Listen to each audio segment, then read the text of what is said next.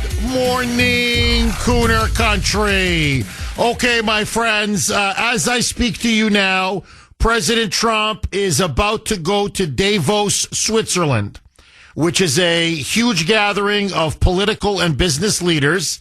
And there's no question, the number one issue beyond anything else is now going to be the escalating crisis, diplomatic crisis, political crisis, in many ways, geopolitical crisis over now the issue of Greenland. President Trump now is essentially in a diplomatic death battle with the Europeans, Canada, the globalists over the future of whether Greenland will ever be part of the United States. And I've got to tell you, already, no matter what happens, no matter how this ends, NATO at a minimum will never be the same. In fact, we may be staring now at the possibility of the end of the NATO alliance as we have ever known it. It has done tremendous damage to relations on both sides. The transatlantic alliance is now straining, and it's now right there at the breaking point. So here is now the absolute latest. As you know, President Trump has repeatedly said that he wants full control over Greenland.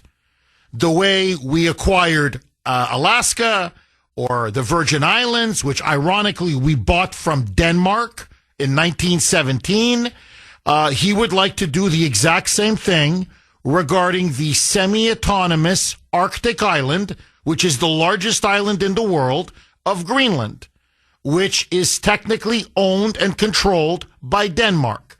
It's essentially an imperial relationship. The Danes have occupied Greenland. Most Greenlanders would like to be independent.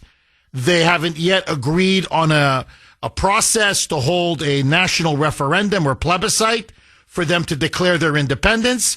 But essentially, Greenland is a territory of Denmark, semi-autonomous, 56 to 57,000 people, an Arctic island that they eventually would like to become independent. President Trump is saying, yes, we want Greenland to find and fulfill its own destiny, but we believe its destiny lies in North America, and in particular in the United States. And President Trump now has said, we need Greenland.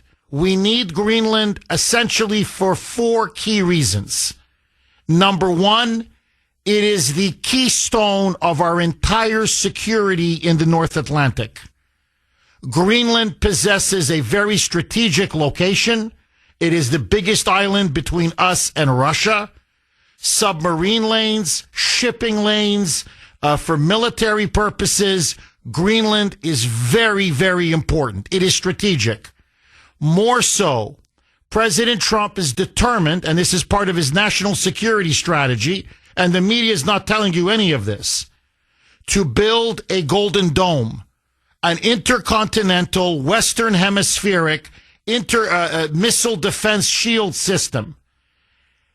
The keystone of this North American hemispheric defense shield, which would make us militarily impregnable from an attack from either China or Russia, depends upon us having Greenland for all sorts of reasons, for radar, for sensors, and to tell us about incoming potential Russian missiles, the ability and a forward operating way to shoot down these missiles. So Greenland for our missile defense shield, molto importante, okay, indispensable. But there are two other reasons. Oil and rare earth minerals. Although most of Greenland is frozen tundra, in 98% of it, and I just want you to think about this for a second. It is an island, the biggest island in the world. It's the size of Mexico. Think of Mexico on a map. That's the size of Greenland, okay, or the size of Saudi Arabia. So it's got vast territory, but most of it, because it is so freaking cold is uninhabitable. 98% of Greenland, nobody lives there. Nobody. And they haven't lived there for hundreds and hundreds of years. But it's not above the ground that is interesting Trump. It's what's underneath the ground. And that is the vast reserves of rare earth minerals that in the 21st century you need for everything from computer chips to building computers, laptops, iPhones, cell phones, military components, electronics, you name it. China wants to have a near global monopoly on these rare earth minerals. They have a lot of rare earth themselves, and they're trying to buy up places like Afghanistan, which has a lot of rare earth. We need to keep up with China. And so Trump is saying we need Greenland for our economy and above all for our national security. And then there is the question of dominance in the Arctic. Russia and China, especially Russia, now claim that the Arctic is theirs, their sphere of interest, their sphere of influence.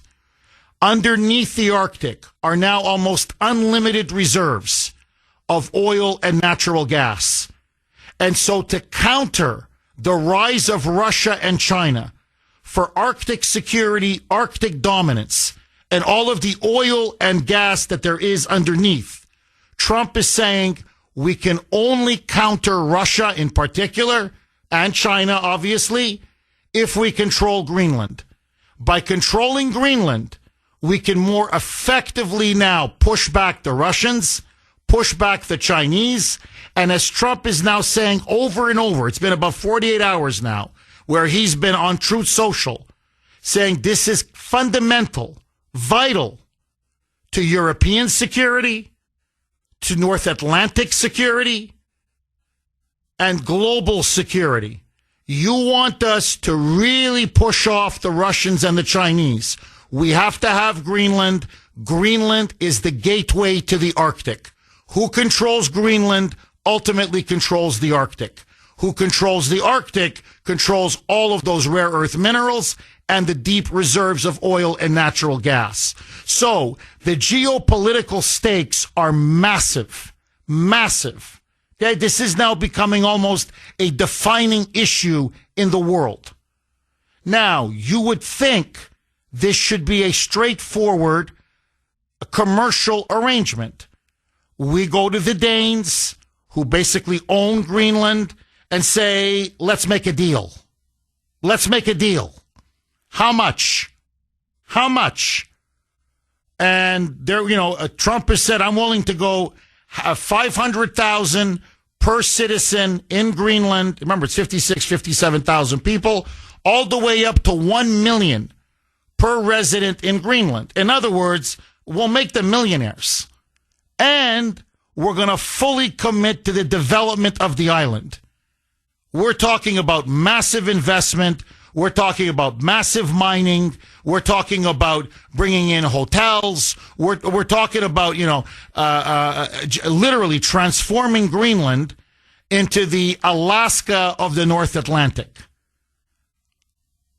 The Europeans are saying no. Under any conditions, they don't care whether Trump wants to buy it, purchase it. They're claiming he wants to militarily, potentially annex it. Whatever it is, doesn't matter how it's done.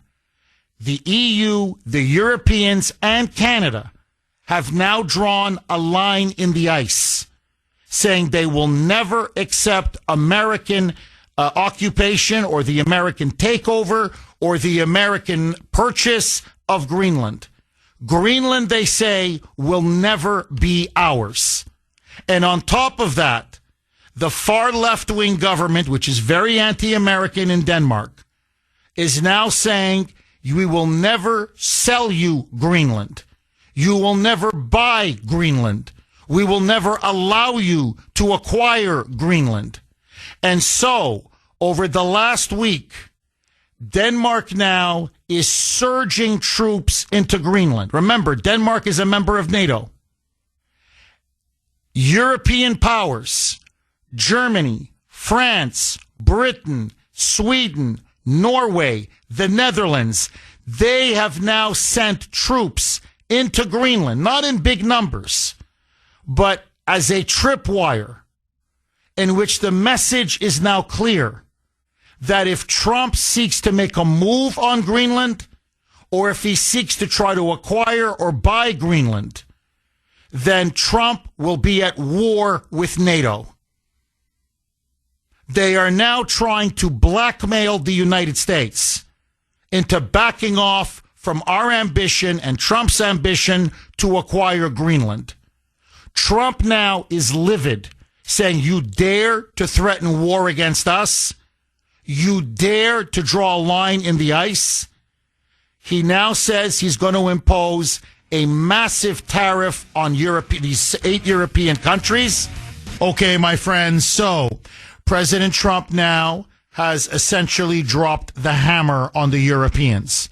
And it has now caused, as I said, a massive diplomatic crisis.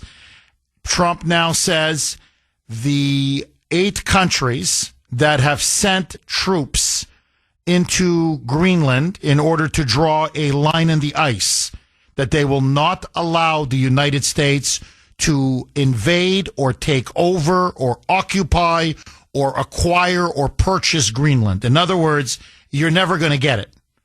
And we're going to place troops. And to be frank, the Europeans are not saying, hey, we're putting in thousands of troops because we believe we can win a war against the United States. They're basically sending contingents of, 25, 30, 40 troops. It's not a big military presence. It's just there as a tripwire that if the United States, if we move in, then they will invoke Article 5 and potentially be at war with the United States. What it will really do is they don't want to go to war with us, obviously, but it would collapse and destroy the NATO alliance. It would shatter the NATO alliance. NATO would essentially be at war with itself because we are the senior partner of NATO. We're the top dog. Pretty much we pay for most of the military and most of the funding of NATO. So it would be the end of this alliance that was created after World War II to defeat and contain Soviet communism. And so Trump, angered by what the Europeans have done, saying this is a fundamental betrayal, that here we are defending the Europeans for how many years now? 60, 70 years. And all of a sudden, you're going to send in troops to give us a clear message? If we want to buy Greenland or make a move or purchase Greenland, then let us be able to make a move to purchase Greenland. This doesn't concern you. Don't block us from consolidating our security in our own hemisphere and in the North Atlantic and in our own backyard. And so Trump now is threatening a 10% tariff on the following countries beginning February 1st.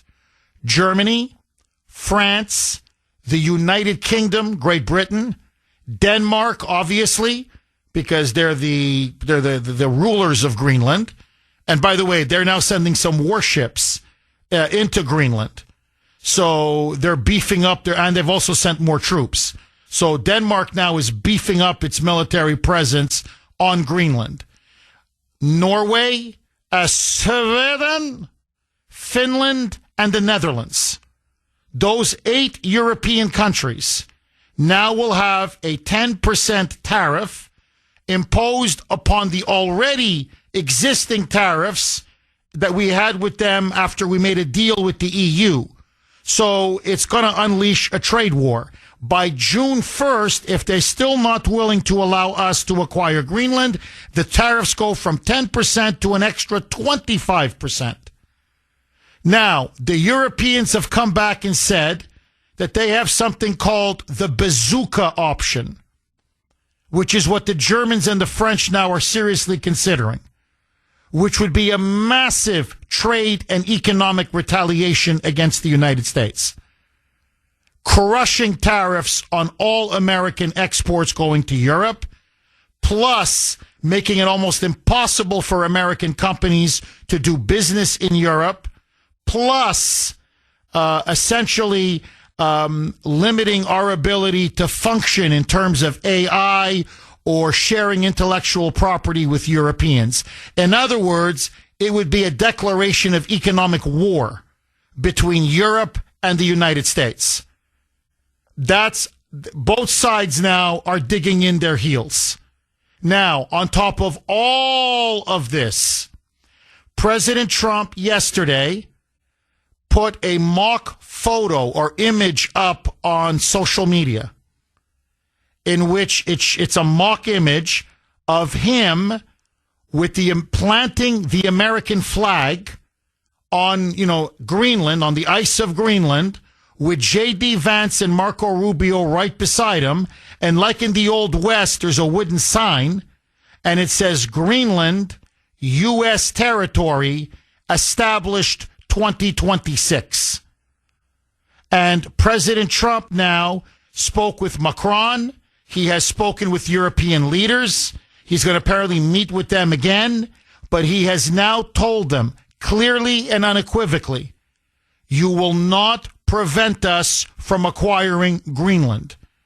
And Trump now says he's willing to go all the way, meaning he will impose new tariffs, 10% on February 1st, 25% on June 1st, and he's willing now to launch an economic trade war with the Europeans over Greenland. And now the question is, can the NATO alliance survive this clear division and this clear antagonism, this conflict that is now brewing between the EU, Canada on one side, the globalists, and Trump on the other? They're scrambling in European capitals. They're hoping to salvage the alliance. But as things stand right now, we are in a diplomatic, economic collision course with the Europeans. And so my question to you, very simple. Is Greenland worth potentially the loss of NATO? Is Greenland worth, in your view, 617-266-6868 is the number. Okay, let me ask all of you. It is the question now. Should the United States acquire Greenland? And how far should we go in order to do so? That really now is the issue. It is the great international issue of our time. It has now sparked a full-blown diplomatic, political, even as I said, geopolitical crisis with the Europeans, with NATO. It is now overshadowing everything else at Davos, Switzerland. There are now emergency meetings being set up as we speak between Trump and some of our close so-called European friends or allies like France, Great Britain, Germany, Denmark, obviously. Now, to show you how much this situation has escalated, in Nuuk, which is the capital of Greenland, thousands and thousands of Greenlanders over the weekend took to the streets, waving the Greenland flag, all of them led by their prime minister, who's also very left-wing, saying no to the United States. That, as they put it, quote, Greenland is not for sale. USA, go away. USA, go away. That's what many of them on the streets of Nuuk were chanting. There were also massive demonstrations against Trump and against us purchasing Greenland in the capital of Denmark, Copenhagen. On top of all of this, President Macron of France, the Chancellor of Germany, the Prime Minister of the United Kingdom of Great Britain, as well as the leaders of Norway, Sweden, Finland, the Netherlands, Italy, Spain, and Poland, have now come out and said, their words, not mine, that Europe will not be blackmailed by Trump. That Trump now will not acquire Greenland, and his threats of imposing a 10% tariff February 1st, and then to increase it to 25% on these European imports coming into the United States, 25% by June 1st, are a form of, their words, bullying imperialism. And that the Europeans will not, cannot, and should not accept Trump's decision to do so, and that on this principle, they will not allow the United States to ever acquire Greenland. So it's escalating and escalating and escalating. President Trump has fired back, I think rightfully, that you have no business. In fact, he just said it, I think, about an hour ago. I mean, he's just blasting stuff now out on Truth Social, where he said over an hour ago, this is between the United States, Denmark, and Greenland. You in the EU, especially the French, the British, the Germans, the others, these other European countries, you're getting involved in something that's none of your business. And if you think you're going to draw a line in the ice by placing a tripwire, sending your troops into Greenland as a deterrent against us, that if we ever acquire Greenland, then somehow we're attacking other NATO countries and this will trigger Article 5, then that is an act of aggression against the United States, and we will not tolerate it. Now, let me just make my position here very clear, and then, of course, I want to go to the phone lines. 617-266-6868 is the number. I am an America First conservative. I am a deep believer in the MAGA movement. I've been there from the beginning, from the inception. Greenland is the keystone to our entire security strategy in the Arctic. We need it for oil and natural gas, the access in the Arctic. We need it for rare earth minerals. And in fact, as Kevin in New Hampshire reminded me as he texted me, also Greenland has vast deposits of gold and silver, much of it untapped because it's so cold and it's so deep in the ground. So it also has very important gold and silver deposits. We need it for its strategic location. We need it for our Golden Dome intercontinental missile defense shield. I'm sorry. We need and we want Greenland. Now, I am not an imperialist. I have never been an imperialist. And I am not an invader. I do not support a military occupation or a military invasion of Greenland. It would be wrong. It would be immoral. I think Trump would never do it, to be honest. And on top of that, he would have no support in Congress or among the American people to actually send in the 82nd Airborne and take Greenland by force. And frankly, the media is lying. And the Europeans are being alarmist and hysterical. Trump will not march the troops into Nuuk. We're not going to be sending in thousands of U.S. soldiers and Marines to occupy Greenland. What he wants to do, he's a real estate man. He wants to make a deal. And he looks at Greenland as a strategic piece of real estate. One of the most strategic pieces of real estate now on the face of the planet. And what he sees geopolitically, and he's not 100 but 1,000% correct, is that the Europeans, Denmark in particular, cannot defend Greenland going into the future. In fact, they're so dependent on Russia, they're still buying Russia's oil and natural gas. So they're going to defend Greenland, let's say, if Putin wants to muscle and grab and gobble up Greenland? No. And so what Trump is saying, rightly, is, look, Greenland is going to go its own way. They don't want to live under Danish occupation anymore. It will be an independent country. But as if it's an independent country, with all due respect, I'm not being insulting. This is reality. You've got a piece of territory that is coveted by the biggest powers in the world. You're sitting on a gold mine of resources, minerals, and strategic location. Russia wants it. China wants it. We want it. Now, 56,000 Greenlanders cannot defend Greenland from either Russia or China. It's impossible. And so what Trump is saying, let them go independent and then ask them, do you want to be independent at the mercy of Russia and China? Or we're going to make you rich. Give us a chance to make you an offer. Okay? Like a real estate deal. You've heard from the others. Can I please put in a bid? Because our bid is better than anybody else's bid.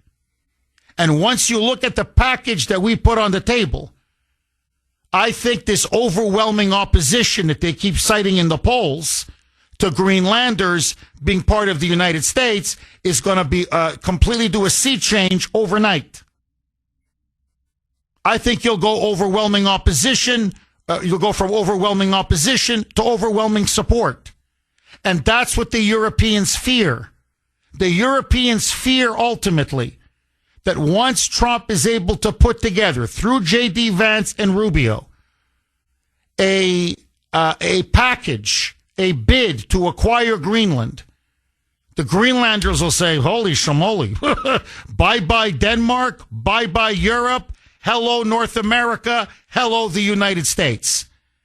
And with Greenland's vast reserves and minerals and rare earth and its strategic location, ultimately, we don't need Europe.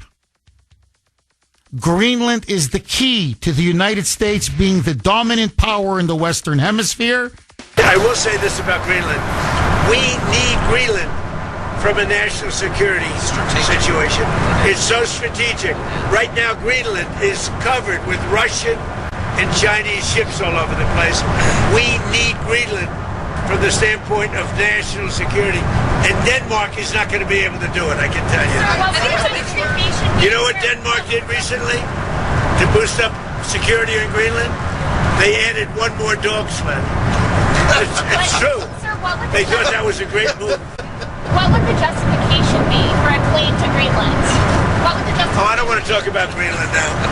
I just say this. We need Greenland from the standpoint of national security. And the European Union needs us to have it. That was President Trump. Actually, I think, 10 days ago or whenever it was on Air Force One. But his position has not changed. If anything, it's only hardened. He's not just now doubling, but tripling down. 6:50 now on the great WRKO, Jeff Kuhner, Boston's bulldozer. Now, just very quick, because the lines are loaded and I want to go to the phone lines. But I want to just give you a sense of the temperature in Europe over this. I'm talking now European media, their leading newspapers, European capitals, what they're saying in public, not just in private, that Trump is a bully, that Trump is an imperialist, that Trump has been insulting and disparaging. This is what they're saying. And that they believe he has military designs on Greenland. And that they will not allow him, they said, to ever acquire Greenland. To the point now that I don't know how they're going to walk this back, but the Brits, who are supposed to be our friends and allies, the French, the Germans, the Danes, the Norwegians, the Swedes, the Finns, the Dutch, the Netherlands, have now come out and said that they are willing to invoke Article 5 of NATO, meaning that any attempt by Trump to acquire Greenland would be considered an attack, a military attack on every member of NATO. And that essentially the alliance would then shatter and transatlantic relations would end. It would dissolve. And that this would then trigger a massive, devastating trade war between the United States and the European Union. The end, of course, of the NATO alliance. According now to the Europeans, this is not what they're saying. We cannot back down in the face of these threats by Trump. A, to acquire Greenland, and B, the fact now that he came out over the weekend and said we're going to add an extra 10% tariff on these 8 European countries on all their goods coming into the United States unless they back off on Greenland. And if they continue to try to stop Trump or block America on Greenland, then the tariffs will go up to 25% starting June 1st. And according to the Europeans, they say this is blackmail, this is imperialism, this is bullying. I'm just giving you their point of view. This is disrespectful. And they say they are not going to back down. That at this point, they cannot back down. That the peoples of Europe stand against Trump and in favor of Denmark on the issue of Greenland. And so here we are. 617-266-6868 is the number. And so my question to you, are the Europeans bluffing? Are they all smoke and no fire? And what are they so afraid of? I think the question now that we also need to ponder is, why are Canada and the European Union so determined to prevent us from acquiring or purchasing or buying Greenland? There's something going on here, something very profound. Everybody senses it, everybody knows it. But the post-World War II order is now dying. It's dying. And believe it or not, Greenland could be the final nail in the coffin. Greenland could be the issue that finally sinks NATO and sinks this post-World War II globalist order. We shall see. 617-266-6868. Let me just play one cut. This is Canadian Prime Minister. He's an uber leftist.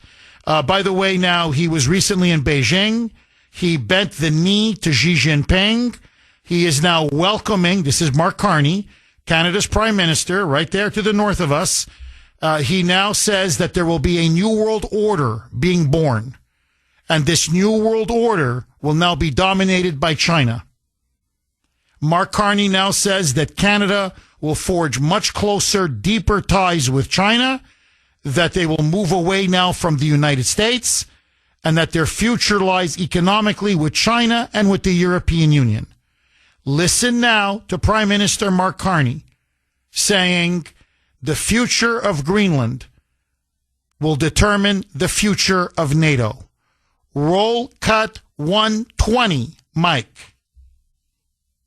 The future of Greenland is a decision for Greenland and for the Kingdom of Denmark. We are NATO partners with Denmark, and so our full partnership stands. Our obligations on Article 5, Article 2 of NATO stand, and we stand full square behind those. So, four square. In other words, Article 5 is, if you don't know it, an attack on one member is an attack on all members. And so what Carney is saying, and the Canadian press is going crazy with this, they're egging him on, is that Canada stands with the European Union, that if Trump decides to acquire Greenland, this would trigger Article 5, which means an attack on a member of NATO, i.e. Greenland/Denmark, and then the Europeans and the Canadians would have to respond, up to and including a declaration of war. Now, it's probably not going to come, obviously, to a war, but it'll mean a massive trade war, a diplomatic war, and, of course, the shattering of the NATO alliance. So, my question to you, should the United States acquire Greenland? And is Trump going too far? Or do you think he's doing what needs to be done for Greenland to be part of the United States? And do you now fear that the NATO alliance may literally unravel and fall apart in front of our eyes? Is NATO now potentially going to go the way of the Warsaw Pact? Is NATO now withering on the vine? Are we watching the death of NATO? And in many ways now, the death of the transatlantic alliance and of our partnership with the European Union. 617-266-6868. To buy Greenland or not to buy Greenland? That is now the question. CJ in Boston, you're going to kick us off, CJ. Thanks for holding and welcome. Well, I think Donald Trump ought to pick up The Art of Making a Deal and read that book again because he blew this deal. I'm sure that these NATO countries would not be opposed to him purchasing or making a deal, as we already have one United States military installation on Greenland. He blew this by threatening to send United States troops there to take over Greenland. That's what is infuriating these people. He made a big mistake here in threatening to send military troops to Greenland, and they're not going to stand for it, and I don't blame them, Jeff. I truly don't blame them. You can make a deal, but no president of the United States of America should ever threaten to go into a sovereign country and take that country over. I don't know what he was thinking. Maybe he was thinking he would give him the ultimate pressure by threatening to send military troops and they would yield for something less. Now what he's done is he's blown the deal. And his only hope is that he could apologize for making those statements about sending military troops there and try to make a deal with the Danes and with the people of Greenland. Otherwise, I think he's going to lose out here. But, most recently, Trump has been looking like a paper tiger, whether it's threats to take action against Iran for killing people, and they've killed thousands already, for the threats of sending troops to Minneapolis. Mr. President, America first. Your country is burning. Your country is burning. You have 4,000 shock troops in New York City. Mandani's getting together. You got them on the West Coast. They're surrounding our cities. Jeff, I'm a big Trump supporter. But most recently, this guy's looking like a paper tiger. All you keep seeing is it's under investigation. There's going to be a probe.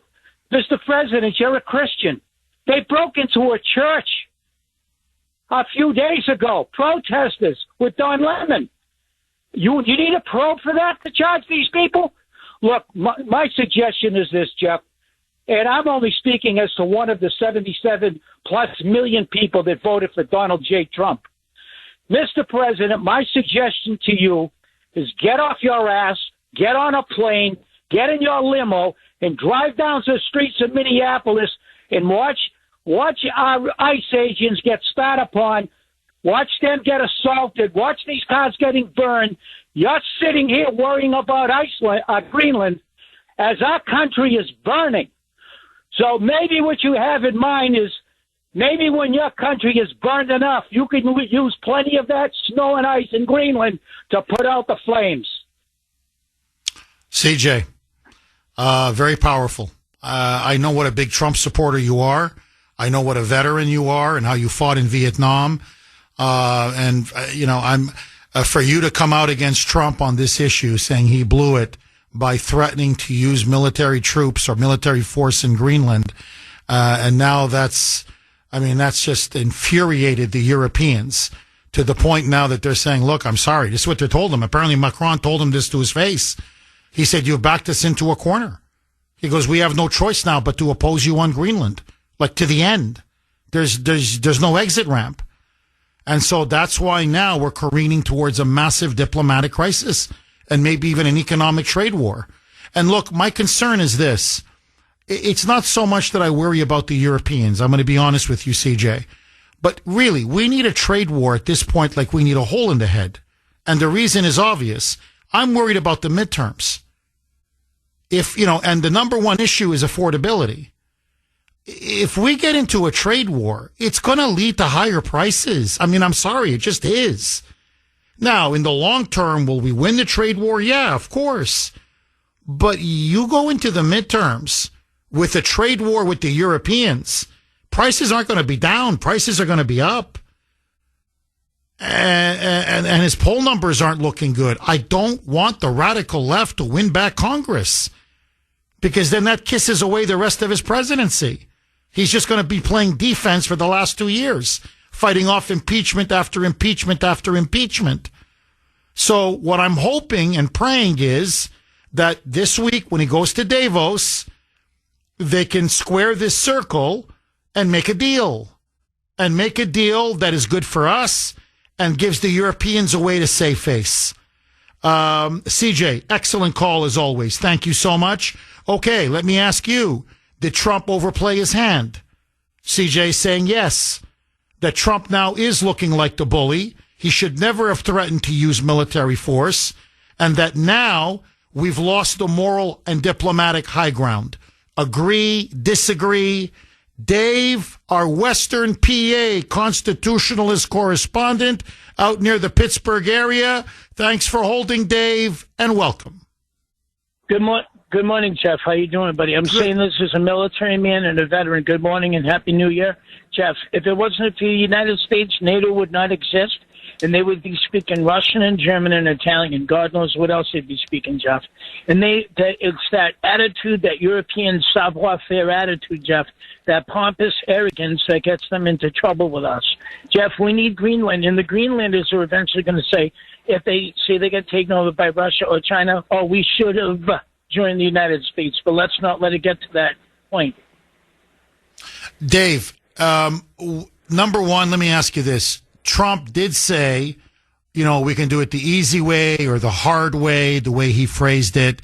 And, he did kind of basically say, look, personally, my take is I think he was using it to maximize leverage and maximize his pressure campaign. In other words, put a lot of pressure on the Danes like, hey, we're going to send in the troops. What? Well, yeah, so make a deal, sign. I don't think he's serious about sending in the troops, but he clearly implied, if need be, I'll send in the troops. We'll take it over militarily. A, would you support a military invasion of Greenland? And B, do you think Trump overplayed his hand, as CJ put it? That by doing this, he blew the deal. He had the Danes making concession after concession, whether it be on more military bases, whether it be on access to rare earth minerals. To be frank, the Danes were saying, look, we'll sign whatever you want us to sign. We just can't hand over the island to you. But, we'll give you almost the store, but we just can't cede sovereignty over the island. So he was getting concession after concession after concession. And then all of a sudden, he threatened military force, and everything changed. Did Trump make a mistake, or should he take it over militarily if he needs to? I'm just curious. Where do you stand on that? I don't think we're going to need to take it over militarily because they're going to realize that the Chinese and Russians aren't their friends, Jeff. Hopefully, eventually. And then second of all, Jeff, I want to thank CJ for his service to our country. He's a hero from my generation to his, because we all know that the veterans came home and got treated like dirt below their feet, Jeff. I can't say the SH word on air, but it's not right. And I think, Jeff, that the Vietnam veterans should have a ticker tape parade for their service. And Jane Fonda needs to shut the hole on her face. But that's another argument for another day. But, Jeff, I don't think we're going to need to do that because NATO understands that we are NATO and the UN. You might as well call the U.S. the UN because we are the best in the world. We're not perfect, Jeff, but I think that God gave us the blessing to be the most powerful nation on earth and to guide the world into the future, Jeff, whether it be through AI or the future. But I think the USA is all the way, buddy. And happy 250th birthday to the greatest country that God ever created, Jeff. Amen. Amen. Greatest country in the world, no question. Dave, thank you as always for your service and for your call, my friend. Okay, so look, I think, there's one way Trump, I think, could really move the ball on this. And I would urge him to do that, is to, come and say, look, we're not going to invade militarily. Just take the military option off the table and say, look, we're not an imperial country. We're not a conquering country. We don't do that. We want to buy Greenland. We want to make him an offer. Give us a chance to make him an offer. And remind the Europeans, especially in private, hey, look, since you guys are pressing me on Greenland, Article 5, and you're going to invoke Article 5. We are NATO. With all due respect, when it comes to the transatlantic alliance, collective security, we don't need you. You need us. Without us, you guys are going to face Russia and Putin alone and China alone on your own. And the way you guys spend so little money on your military, good luck. Good luck. So I think Trump has to basically say, look, we are NATO. You need us. Greenland is not worth destroying NATO. And look, I'm not going to invade Greenland. No. You know, well, I don't know how you guys, you could always say, a face-saving way out. I don't know what you guys meant, what you guys thought I meant by that. I'm just saying, no, we want Greenland and we're going to be very aggressive in pursuing our interests. But no, we're not going to unilaterally invade. We're not that kind of people. We're not that kind of country. So let me ask all of you here. Let me throw this on the table. If Trump decides, in the face of European opposition and obstructionism, that the United States needs Greenland and decides to send in the troops to annex Greenland, I'm just throwing it out there. Would you support him or not support him? And would he need an authorization from Congress if he wanted to militarily annex and take over Greenland? 617-266-6868. Pat in New Hampshire. Thanks for holding, Pat, and welcome. Oh, hi, Jeff. Hi. I agree. I agree with that previous caller. I think Trump's spreading himself too thin. I understand. I understand the importance of Greenland for the military, but I just don't understand the focus always on preventing wars when you're inside your country is in total chaos and at war. I mean, people need to be prosecuted. He needs to get rid of that. He needs to get rid of what's her name? I forgot her name. It's early. Pam Bondi. She's not doing anything. I know it takes time to build a case, but I mean, you have overwhelming evidence. These people and this corruption, and I mean, I'm 66 years old. I've been hearing this stuff since I was 18 years old and started being interested in politics and what they're doing. No one ever goes to jail. Heads need to roll. And Trump is going, I personally believe, I'm a huge Trump supporter. I personally believe he is putting the midterms in jeopardy because people need to see numero uno is inside the United States of America. I don't know who is telling him or who is guiding him. And I know Stephen Miller, that's his name. He's great, but he needs people telling him, clean up this stuff. We need to see more action in the United States. And I know it's only 1 year, but the midterms are so important for the future, the next 10, 15 years. Pat, we have about a minute left.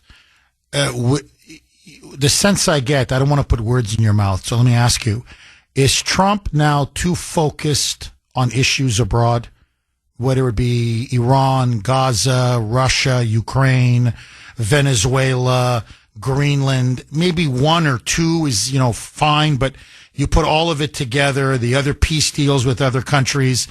Do you think he's too preoccupied with issues abroad, neglecting issues at home? What say you? Absolutely. I don't know what I mean. His legacy should be focused on putting America first. He needs to focus there, or he will. He's also putting his legacy in jeopardy. I mean, he is the best president in my entire lifetime, but if he keeps on just focusing, yeah, that's why I think I said it. What was it last week? I said, Mr. President, you've gotten your Nobel Peace Prize because Machado gave hers to him. 617-266-6868 is the number. Okay.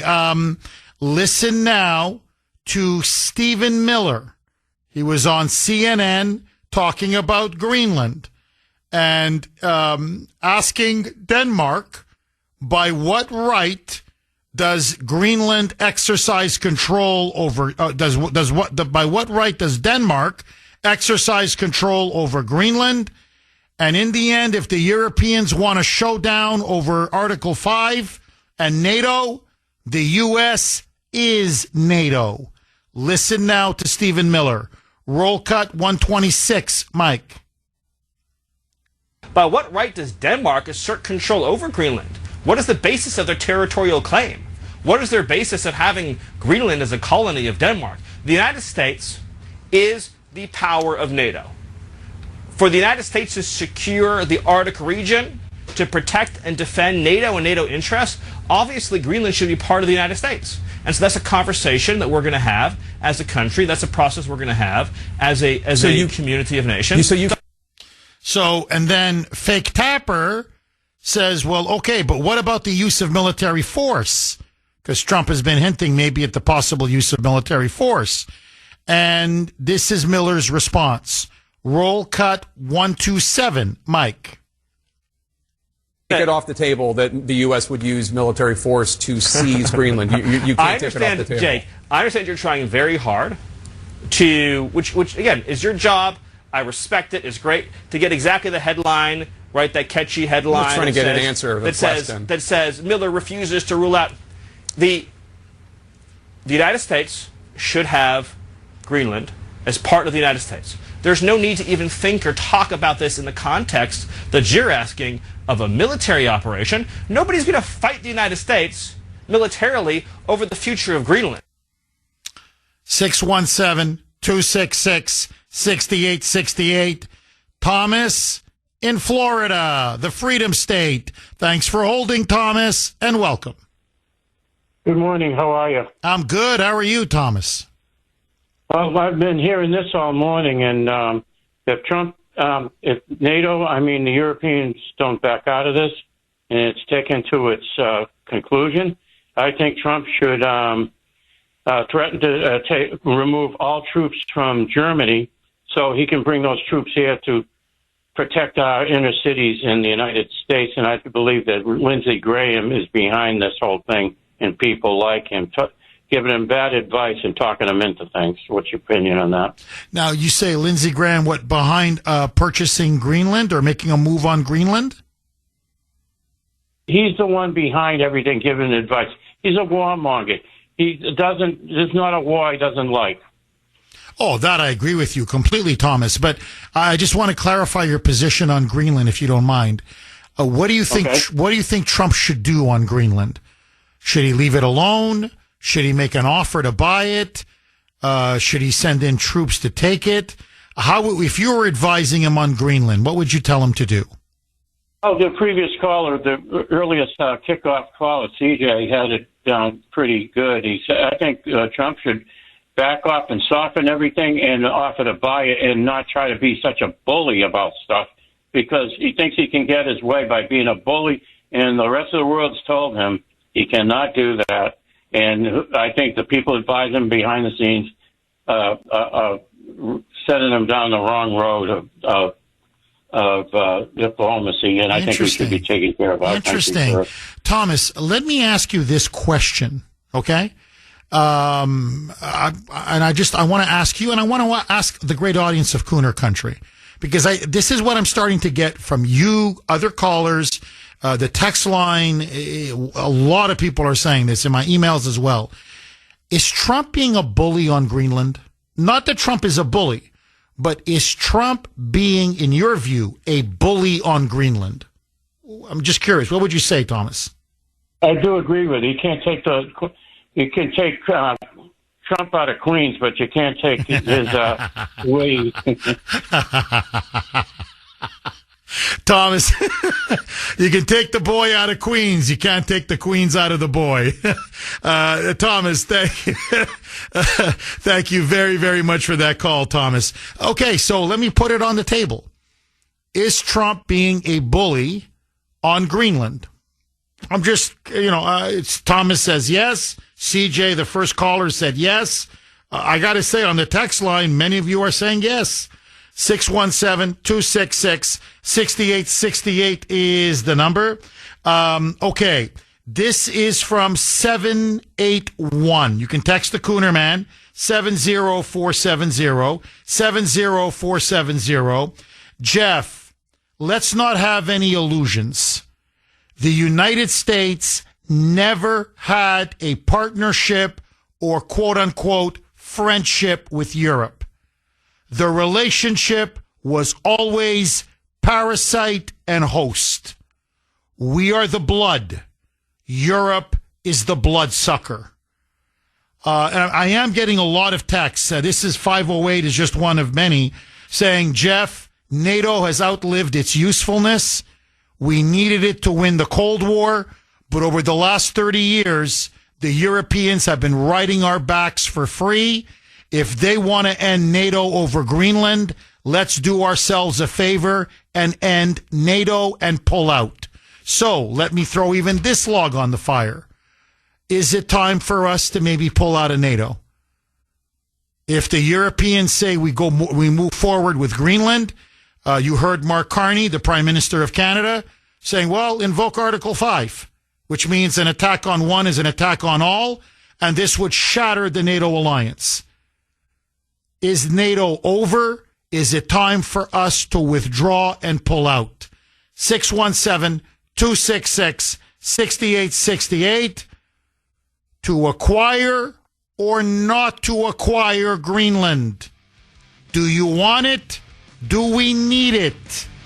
Okay, it's being called now Trump's infamous letter to Norway.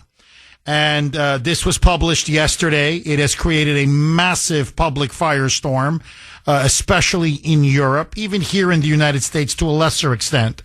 So let me tell you exactly what took place. As you know, tensions are rising over Greenland. Trump now has threatened to impose tariffs, retaliatory tariffs over Greenland, because the Europeans are refusing to allow us to acquire it. They're blocking us. 10%, as I said, on top of the already tariff deal that we made with them last year. So an extra 10% February 1st. And if they continue to oppose us on Greenland, 25% June 1st. And Norway is one of the countries that is going to be hit with this tariff. So the Prime Minister of Norway, Jonas Gahr Støre, I think is how you pronounce his last name, he wrote a text message directly to President Trump. And he wrote it on behalf of himself and Finland's president, Alexander Stubb, because Finland's another country that's being impacted by these tariffs. Now, remember, both of these countries sent troops into Greenland as a tripwire to let us know, here's our line in the ice. You take it, you acquire Greenland, you're basically now attacking us and our troops. And that's going to trigger Article 5, which is an attack on one member of NATO, is an attack on all of NATO. So he writes to Trump, Dear Donald, dear Mr. President, and he says, on Greenland, Gaza, Ukraine, and now your tariff announcement yesterday, he said, you know our position on these issues, but we believe we should all work to take this down and de-escalate. So much is happening around us where we need to stand together. We are proposing a call with you later today, with both of us or separately. Give us a hint of what you prefer, best, Alex and Jonas. So basically, Norway's prime minister, on behalf of himself, obviously, and Finland's president said, hey, look, we gotta take down the temperature. We've got to de-escalate. Things are starting to spiral out of control. Let's talk. Are you available? We can talk, me and the leader of Finland, me separately, you with, separately with the leader of Finland, however you want to do it, but we got to talk. This is then what Trump wrote. And the Prime Minister of Norway then released the letter. So Trump responded, and here was his reply to the Prime Minister of Norway. Quote, Dear Jonas, considering your country, i.e. Norway, decided not to give me the Nobel Peace Prize for having stopped 8 wars plus, I no longer feel an obligation to think purely of peace, although it will always be predominant, but can now think about what is good and proper for the United States of America. Denmark cannot protect that land from Russia or China. And why do they have, quote unquote, a right of ownership anyway? Trump continues. There are no written documents. It's only that a boat landed there hundreds of years ago, but we had boats landing there also. I have done more for NATO than any other person since its founding, and now NATO should do something for the United States. He ends with this: the world is not secure unless we have complete and total control of Greenland. Thank you, President DJT, Donald J. Trump. Now, he's telling the Europeans, now as clearly as he can, we don't want compromise. We don't want to make a deal on Greenland. There's no deal. We have to have complete and total control of Greenland. In other words, ours. It has to be ours. Full legal ownership of Greenland. That's number one. So basically, my way or the highway. We're not going to negotiate. There's no compromising. There's nothing here, okay? Furthermore, he then goes on to say that Greenland doesn't even have a right to, that Denmark doesn't even have a right to Greenland. None. And what got everybody sort of looking at this a bit strangely, what does the Nobel Peace Prize have to do with any of this? Now, the Prime Minister responded saying, look, Donald, I've told you many times, my government, yes, the committee meets in Norway. Yes, that's, where they announced the prize. But I have no control over who the committee gives the Nobel Peace Prize to. It's not it's not something we give out on behalf of the government of Norway. It's the Nobel Committee. It's a private committee. And what does this have to do with Greenland? Now, I got to be honest with you. I love the guy. You know how much I love the guy. But why are you mentioning over and over again that you didn't get the Nobel Peace Prize? You can tell it sticks in his craw. Like somehow he feels slighted or snubbed or insulted. Basically, hey, I deserved it. I earned it. I stopped over 8 wars. And you guys gave it to Obama over nothing. And you won't give it to me. So you can tell he's got like bruised feelings about it. But to be honest, who cares what a bunch of leftists think anyway? If you know anything about the Nobel Committee, it's full of radical far leftists on everything, not just the Nobel, prize, the Nobel Peace Prize, the, Nobel Prize for Literature, the Nobel Prize for Science, it's all one left-wing hack after another. Honestly, it's a compliment. You want to know, really, if I was like, his buddy and we're sitting and talking with Donald, the fact that you didn't get it, it's a compliment. It's a bunch of moonbats who sit on the committee. Self-important moonbats. Oh, we think Obama, just for being elected, deserves the Nobel. Why would you want the Nobel Peace Prize anyway? And to me, look, I have to say this. Why do you even want awards from other countries? Why do you want acolytes from other countries? You have the greatest title in the history of the world. More than any other king, more than any other emperor, more than any other sultanate. You are President of the United States. That's all that matters. Like, why is that not enough? It should be enough. Who cares about any other award or prize or recognition? Who cares? You won the election fair and square. We gave you a mandate. We returned you to the White House a second time. Who gives a damn about the Nobel Peace Prize? Or, whatever. They keep giving, every time he goes abroad, they give him some kind of an award.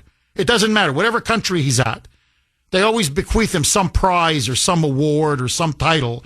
And I'm like, who cares? The only title that matters, and it's the greatest title, is President of the United States, and you have it. Like, why is that not good enough? And, you know, if you want to get technical about it, actually, you've got the Nobel Peace Prize because Machado gave you the medal. But apparently, no. So it means so much that this stupid left-wing committee actually gives you the prize? Like, officially, here it is? I'm sorry. It's beneath the dignity of the president. And especially, even if you want to complain about it in private, but to write that in an official letter to the Prime Minister of Norway, by the way, knowing it's going to be leaked. See, the problem now is, I'm just being honest with you, and I think Trump wants Greenland for the noblest reasons, okay, for the national interest of the United States. I really do. The national security, the economic security, the vital security of the United States. I really believe that. But the problem now is, I'm just talking about perception, PR. Now the Europeans are going to waive this letter. And they've reprinted it, by the way, in every European newspaper. That it's petty. No, he's upset he didn't win the Nobel Peace Prize. And so like a teenager, that's what they're spinning in Europe, especially the leftist media there. He's now throwing a temper tantrum. 7:50 on the great WRKO. Jeff Kuhner, Boston's bulldozer. Okay, my wonderful sister, Jennifer, lives in Tucson, Arizona, as many of you know. Die-hard Trump supporter. I mean, die-hard Trump supporter. Voted for him not just 3 times. She's MAGA, you know, like me, to her very core. But I mean, she's never, ever said a bad word about Trump. Ever. And I got this recorded now. 4 minutes ago, 7:46 a.m. my time. This is what she wrote, my personal cell phone. Text message. Jeff, I love, in caps, our president. But he is by no means a perfect man. He is a little narcissistic, in my opinion. Additionally, like I said before, he really needs a refresher on the art of diplomacy. He only knows the art of the deal. But this issue with Greenland is different than buying a piece of property in New York City. He needs to send his great negotiators on his team and keep all of this behind closed doors. He needs to focus and show the American people that he's focused on domestic issues. If not, I fear for the midterms. So basically, stop fighting with the Europeans in public. That's what my sister is really saying. Get JD, get Marco, get your great team of negotiators. Let them hammer out a really good deal for us on Greenland and do it behind closed doors. And you just stay focused on domestic issues. And I think my sister may have just nailed it, but she's never criticized Trump. This is the first time I've ever heard her criticize Trump. Now, to the larger issue of NATO. By the way, do you agree with my sister? I'm just curious. 617-266-6868. Lines are jammed. I'm going to go right to the phone lines. But first, the Kuhner Country poll question of the day, sponsored by Mario's. Mario's quality roofing, siding, and windows. In the wake now of this showdown over Greenland, is it time for the United States to pull out of NATO? In other words, in your view, has NATO now hit its expiration date? Is it time to move on? Should the United States pull out of NATO? A, yes. B, no. You can vote on our webpage, wrko.com/Kuhner, wrko.com/Kuhner, KUHN as in national ER. You can also vote via X. My handle, and again, I was very active on last night on X. My handle, all in one word, at the Kuhner Report, at the Kuhner Report, KUHN is in National ER, Bruce in Woburn. Thanks for holding, Bruce, and welcome.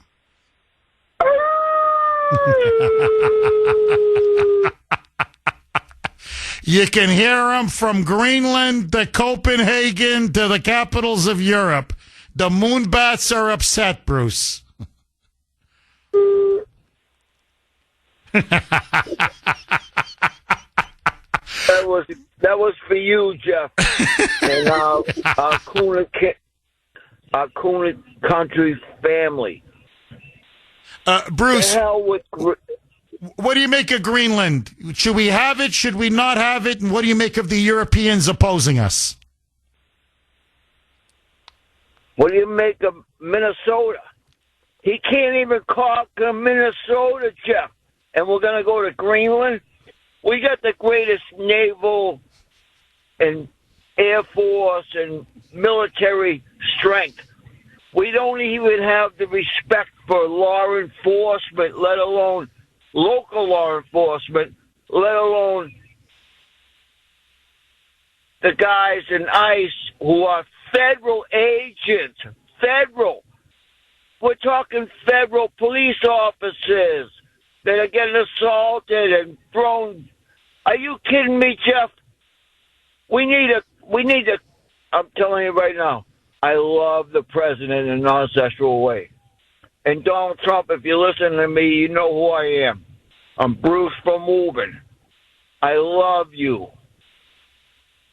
You got to go in and get Tam Bondi out or give her a command.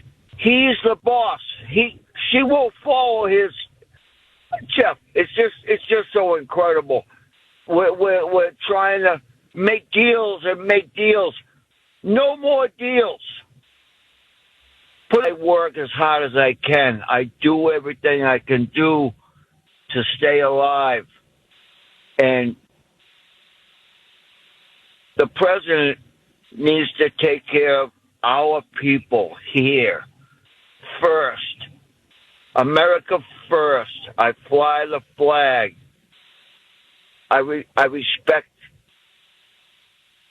all law enforcement all over the country, whatever they do, whether it's FBI, CIA, and granted, they've let us down in certain ways with the president. No, I hear you. No, Bruce, I hear you. So, Bruce, what you're trying to tell the president is, look, focus less on Greenland and focus more on Minnesota, correct? Yeah, send it. Go in there and get Tampon Tim and the mayor and then move on and go from town to town. Don't stop. Right here. Don't go over there. We don't have to go there. We got our own natural resources, and they've handcuffed us from getting our own natural resources, Jeff. And it's just. I'm trying to do the best I can. I'm 68 years old. I still work as much as I can, and do what I can do. But I see all these people that are from this country, and they're wearing brand new clothes, brand new sneakers, they're driving nicer cars than me. I can't really see where the president isn't seeing what's going on. In our country. I hear you. No, Bruce, look, in other words, if you're going to be deploying and sending troops, don't send them to Greenland, send them to Minneapolis. And, and you're right. And after that, send them to New York. And then send them to Boston and clean out all of these illegal aliens, these parasites that are devouring and destroying our country. And because, it's not Denmark or Greenland or the EU that's going to sink us. It's going to be illegal immigration that's going to sink us, these invaders here at home. So, Bruce, I got to tell you, I'm getting a lot of people who are agreeing with you that Trump now, look, whatever, you want to make a deal for Greenland, great. But we've got to focus at home. You're spending too much time, attention, preoccupation with issues abroad. So you got a team, let them negotiate with the EU. We get a good deal on Greenland, great. But Minneapolis should be the priority now, not Greenland. Bruce, thank you very much for that call, as always, and God bless you. Agree, disagree? What do you make now? This is now the heart of MAGA saying Trump needs to focus more at home, and that on the Greenland issue, he's starting to come across as a bit of a bully. Agree, disagree? Vince in Long Island. Thanks for holding, Vince, and welcome. How you doing, Jeff? Happy New Year. Happy New Year, Vince. All the best to you and your family. You too. So I was saying, since they won't give the Nobel Peace Prize, maybe they should give him the Caesar Conquest Prize. What do you think of that?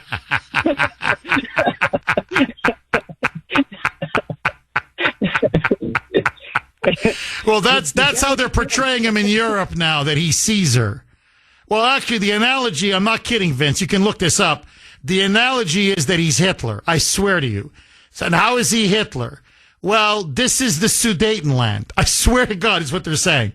That if he takes over Greenland, it's like Hitler when he took over the Sudetenland. Next is going to be Poland. Well, who's Poland? Some country in Western Europe. So, I mean, they're really getting hysterical over in Europe. They're losing their minds. But the point is, they're like, well, today Greenland and, tomorrow it's Western Europe. They're trying to portray him as this military imperialist and expansionist. And I'm just curious, Vince, as a Trump supporter, where do you stand on Greenland? Should we acquire it? And how far should Trump go to acquire it? And is it worth the wrath of NATO and the EU? What say you? I think we should acquire it. I agree a little bit with your sister, too, though. But I'm saying these European powers, which are pathetic, they can't even handle the Muslim invasion in their own countries, and they're willing to take on the United States and Greenland. I mean, they're complete moonbats. And weren't these the fanatical peaceniks during the 80s when Reagan was trying to protect them from the Soviet Union, and they had all kinds of protesting and marches? They didn't want the missiles over there updated so they could be protected from the Soviet Union. And now they think America is a threat for developing basically a land of 56,000 people, which has enormous resources and everyone can profit. And the thing that I don't understand is we have illegals paying $8,000 or more to coyotes to sneak them into this country. And we're willing to pay these people $500,000 to absorb them. And they're opposed to that? I mean, this is Trump derangement syndrome on steroids. There's no question about that. These people in Europe are complete cowards. It's all talk. It's all corruption. And I don't think that he should take this to the ultimate end and confront and destroy Europe economically or whatever till after the midterms, because he has to win the midterms to control the rest of his presidency. But for the Europeans, I mean, aren't they concerned with Ukraine at the moment? What are they concerned with Greenland for? America's not the enemy. America wants to build the golden dome that Trump wants over North America. And that's crucial because we need Alaska on one side and we need Greenland on the other side. And if Europe wants to go on their own, let them, because they've been nothing but a welfare state for the last 50 or 60 years. They basically created a welfare state, which we've subsidized through our military. And not only that, we build military bases in Europe and everything. And those military bases not only it costs us money, but it develops their own local economies, like all these college towns that we build over here. The entire towns are built around college towns because all the economic activity they bring in. So these Europeans are very arrogant and disrespectful towards us. We've protected their rear end through 2 world wars, and I'd like to see what they would do if we withdraw. I would change it around and even tell them, if you want us to stay in NATO, you got to start paying us, because we got a $38 trillion deficit to take care of, and that needs to be taken care of because we can't go down economically. And as far as these people who talk about just America first means the entire world, because we don't live in 1700s America. We could take care of Minneapolis. We still have to take care of the Soviet Union and China at the same time. And those who want to work with us, they work with us. Those who don't want, let them go and confront the evildoers by themselves and see how far that gets them. And that's about it. Vince, let me ask you. I think that's a reason, by the way, Trump is very upset with the Europeans. Because I think, when you said, look, the Europeans have been free riding off of us, leeching off of us now for 50, 60 years. And they become complacent and dependent. And they have these massive, bloated welfare states. While we do all the protecting, we spend all the money on the military. If there's a war, we do the fighting and the dying. Look, Ukraine's in their backyard, not our backyard. And who's basically been keeping Ukraine afloat and alive? We have. And yet they go on about the evils of Vladimir Putin. Who's buying all that cheap Russian oil and natural gas? The Europeans. So Trump is looking at them and said, you guys are just a bunch of ingrates. And now, finally, we want something for ourselves, for our missile defense, for our economy, rare earth minerals, access to the Arctic, deep oil natural gas reserves. By the way, the gold and silver as well in Greenland. In other words, we need this for our economic and national security, which, by the way, is going to help us protect you better because it's going to make us stronger vis-a-vis Russia and China. And all of a sudden, I'm the second coming of Adolf Hitler. All of a sudden, you want to invoke the Article 5 against us? And, and you're right. It's not like Trump is saying, hey, send in the 82nd Airborne and let's, make, and just utterly destroy Greenland. He wants to put, $500,000 on the table for every Greenlander. He's saying, no, we want to make you a nice offer. You guys become independent, and then we want to buy you. Would you like it? I mean, if I'm a Greenlander, a family of 4, that's $2 million. Cash money, American money. So I'm like, whoa, you're going to pay me $2 million for the privilege of being part of my family? And, as Trump said, look, and this is the question I want to ask you, Vince. Trump and JD and Marco Rubio, they're all making this argument. They go, we don't understand. We purchased Alaska from Russia. It wasn't the end of the world. We weren't Genghis Khan. We weren't Julius Caesar. We purchased the Virgin Islands, of all places, Denmark. In 1970, we bought the Virgin Islands. We paid the Danes. We want to do the same thing in Greenland. Nobody said, oh my God, this is Napoleon. This is Caesar. This is, these Americans are just conquering everybody. No, you had a piece of strategic real estate close to us. We felt we needed it. You guys weren't really developing it. We said, you know what? Natives aren't happy with you, but I'll tell you what. We'll take it off your hands. Here's a good price. Yes or no? Now, Trump is saying we just want to do the same thing with Greenland. And all of a sudden now it's the Sudetenland, it's Munich, it's Hitler, it's war, it's World War. Vince, I swear to you on my mother, okay, on my mother's grave, the Wall Street Journal today, in their commentary, their opinion section, has the most preposterous piece I've ever read by Gerard Baker, former editor of the Times of London. Okay, he's a regular call. He's a globalist, an establishment shill, in which he writes up a scenario in the future that we've just had World War III. And World War III started over Greenland. That us wanting Greenland led to this world war between us, Greenland, Denmark, NATO, Europe, and that the world now is in flames because of the decision. It's like written in a kind of a futuristic way, whereby because Trump wanted Greenland. And now, 50 years later, there's been World War III, and the world has been destroyed. It's the most hysterical. You want to talk about fear-mongering, panic porn. Frankly, I read it last night on my iPad, and I'm like, these people are insane. Like, this is going to cause World War III? Are you people nuts? So my question to you is this, Vince, in a long-winded way. We purchased Alaska, no problem. We purchased the Virgin Islands, no problem. Why can't we purchase Greenland? Why suddenly now is the sky going to fall? What say you? I would say, and what about the Louisiana purchase? Under Jefferson. Brilliant. Brilliant. I mean, Vince, the sky didn't fall. I mean, did I miss something, Vince? I would think, as far as the mood bats, the ones who hate America and can't even acknowledge Columbus Day, aren't they in favor of colonials in Europe being decolonized from the indigenous people here? Shouldn't Denmark be getting the hell out of Greenland as a colonizer? Now they're in favor of colonists. Yeah, exactly. And the poor Inuit.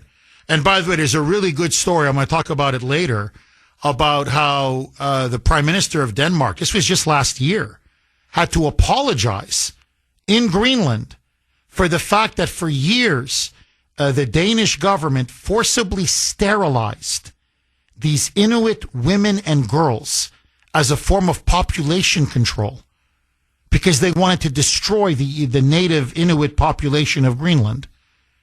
By the way, they also stole Inuit babies and, sent them to families in Denmark. I mean, they've committed horrible crimes against these poor people. And so now what? They can't overthrow their colonizer? Like, you're right, Vince. You can't make this stuff up. Vince, thank you very much. As always, great call.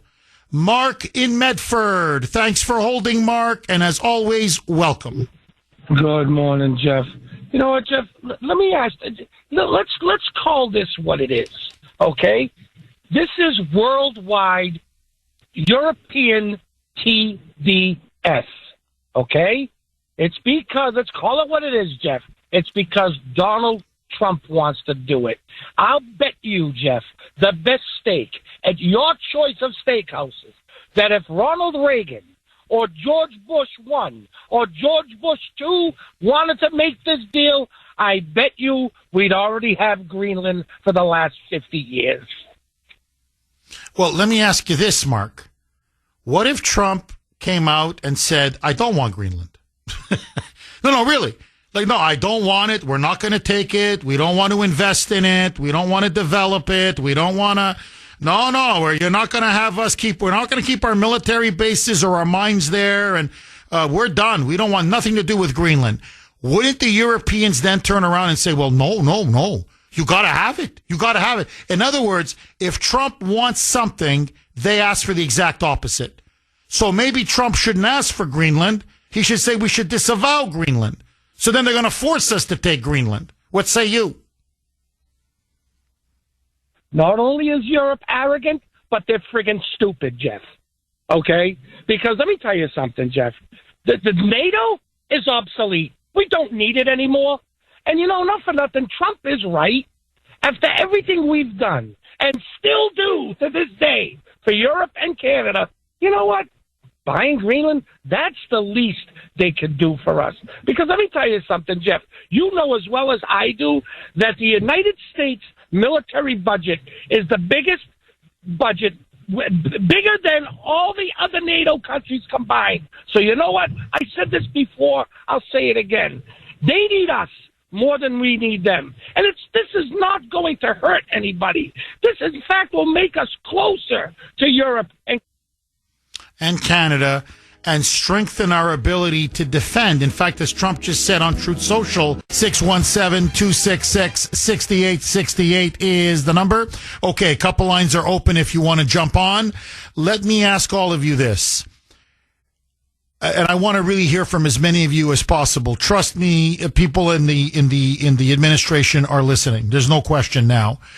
We're now in the midst of a massive diplomatic crisis, which continues to escalate between us and the European Union, NATO, over the issue of Greenland.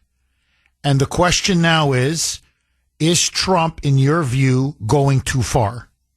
I believe we need Greenland. I believe it's in the national interest of the United States to acquire Greenland. I am not an imperialist. I don't want to take it over militarily or conquer it. God forbid. Absolutely not.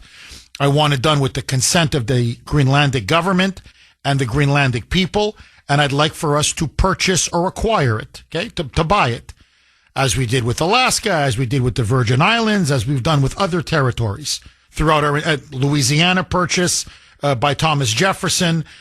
We have a long history of doing this, and it has worked out phenomenally well, both for ourselves as a country and as a people, and for every territory we've acquired, that we've bought. So I think Greenland would be a tremendous asset, resource-wise, strategic, militarily, you name it, across the board. However, the Europeans now, as I said, haven't drawn a line in the sand, they've drawn a line in the ice. And the entire European Union is now arrayed against us, including along with Canada. China and Russia also do not want us to acquire Greenland for obvious reasons.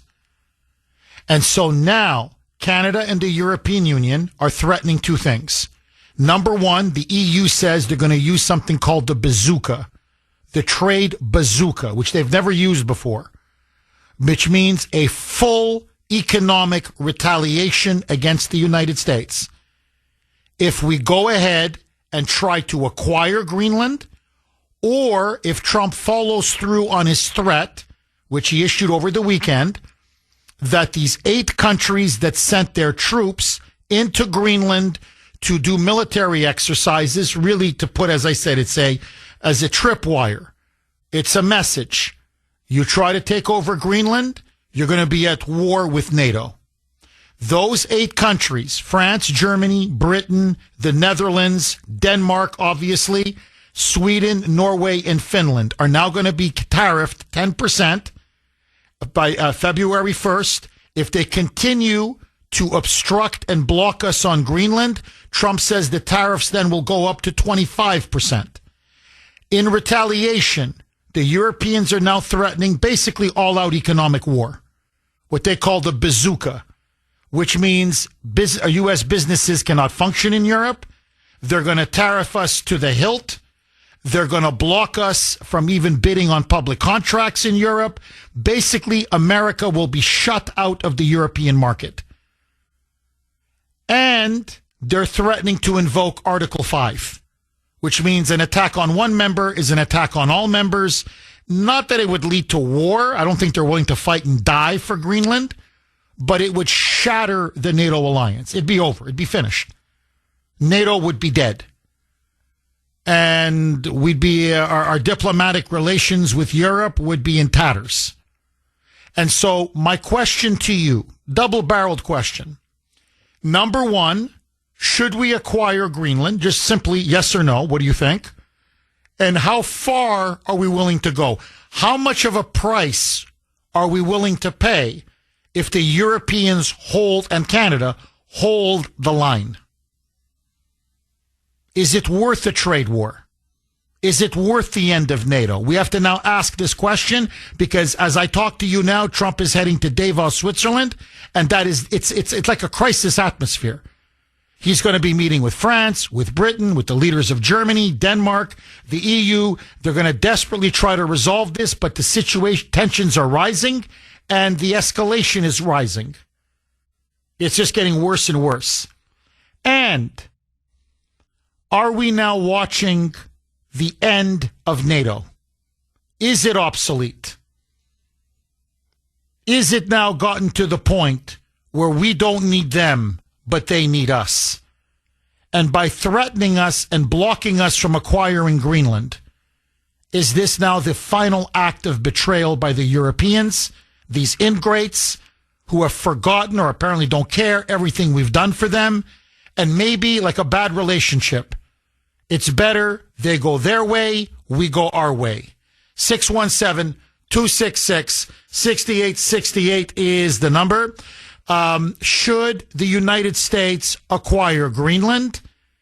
And is it now worth a showdown, a trade diplomatic showdown with the European Union and Canada? And President Trump, according to some of you, he's coming across as a bully on Greenland.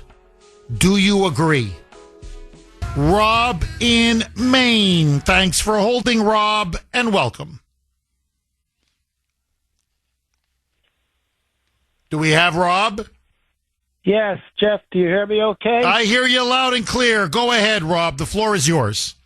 Okay, listen, in Trump's book, there's a message that comes across. It's kind of a meta message, but one of the messages that comes across in his book is that, between making a deal and doing diplomacy, there's a big gray area. And I think Trump is one of those lucky people that are masters of that gray area between deal making or deal pushing and diplomacy. And I think he's doing it right now. He's done it before. He's been very successful at it. And I want to say that Jennifer is right, too, your sister, because he's got some narcissism on board. So what? Look at all the leaders of the world. A lot of them have a lot of narcissism. It's just that the people that have TDS, it bothers them a lot more. And finally, this whole business with NATO, maybe it's part of a deal. Maybe NATO needs to morph into something else. Not an all or none. Maybe NATO needs to change a little bit. Change in a sense that maybe we're not as Trump's already done some of that, and he's been very successful in getting them to pay more. So I think this business of getting we'll get Greenland. That's not even something to worry about. We're going to get it sooner or later. But I think the thing that we need to be concerned with is one final thing, in that Europe is a mess. Imagine if Harris and that other empty suit got into the presidency a year ago, our country would look like Europe looks right now. And they know that. We know that. And the only thing that stood between us looking like the mess that Europe's in and not doing that is Donald Trump. And they know that. And so we're lucky to have him. And think about the gray area between the deal making and diplomacy. And Europe is barking the way they are because they know what a mess they're in. They need us a lot more than we need them. What do you think, Jeff? Well, you put your finger right on it, Rob. I think, look, they need us a hell of a lot more than we need them. And the Europeans have only themselves to blame. Look, let's just take 30 seconds. Look, France is in crisis. Britain is in crisis. Germany's in crisis. Western Europe in general is in crisis. You've got the Russians now pounding the Ukrainians in eastern Ukraine. So on the eastern flank of NATO, you've got Putin that, is slowly winning that war, grinding it out. Europe, especially Western Europe, is now flooded with Muslim invaders. They are becoming Islamicized in front of our eyes. They've got massive amounts of their population literally hooked on welfare. Their European welfare states have led to massive high taxes, huge regulations, low economic growth. They're dying.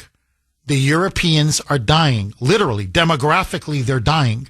I believe, what was that? That story was 2 weeks ago. For the first time in the history of France, in France's entire history, last year they recorded more deaths than births. More deaths than births. I mean, demographically, they're imploding. And whatever they're trying to replace their populations with, they bring them in from the Middle East, from North Africa, who are many of them radicalized Muslims, especially from places like Syria and Algeria and other places that don't want to assimilate, that are creating no-go zones, and that are spreading Sharia law. And so, look, I hate to be cruel. Europe, to me, has always been the citadel of Western civilization.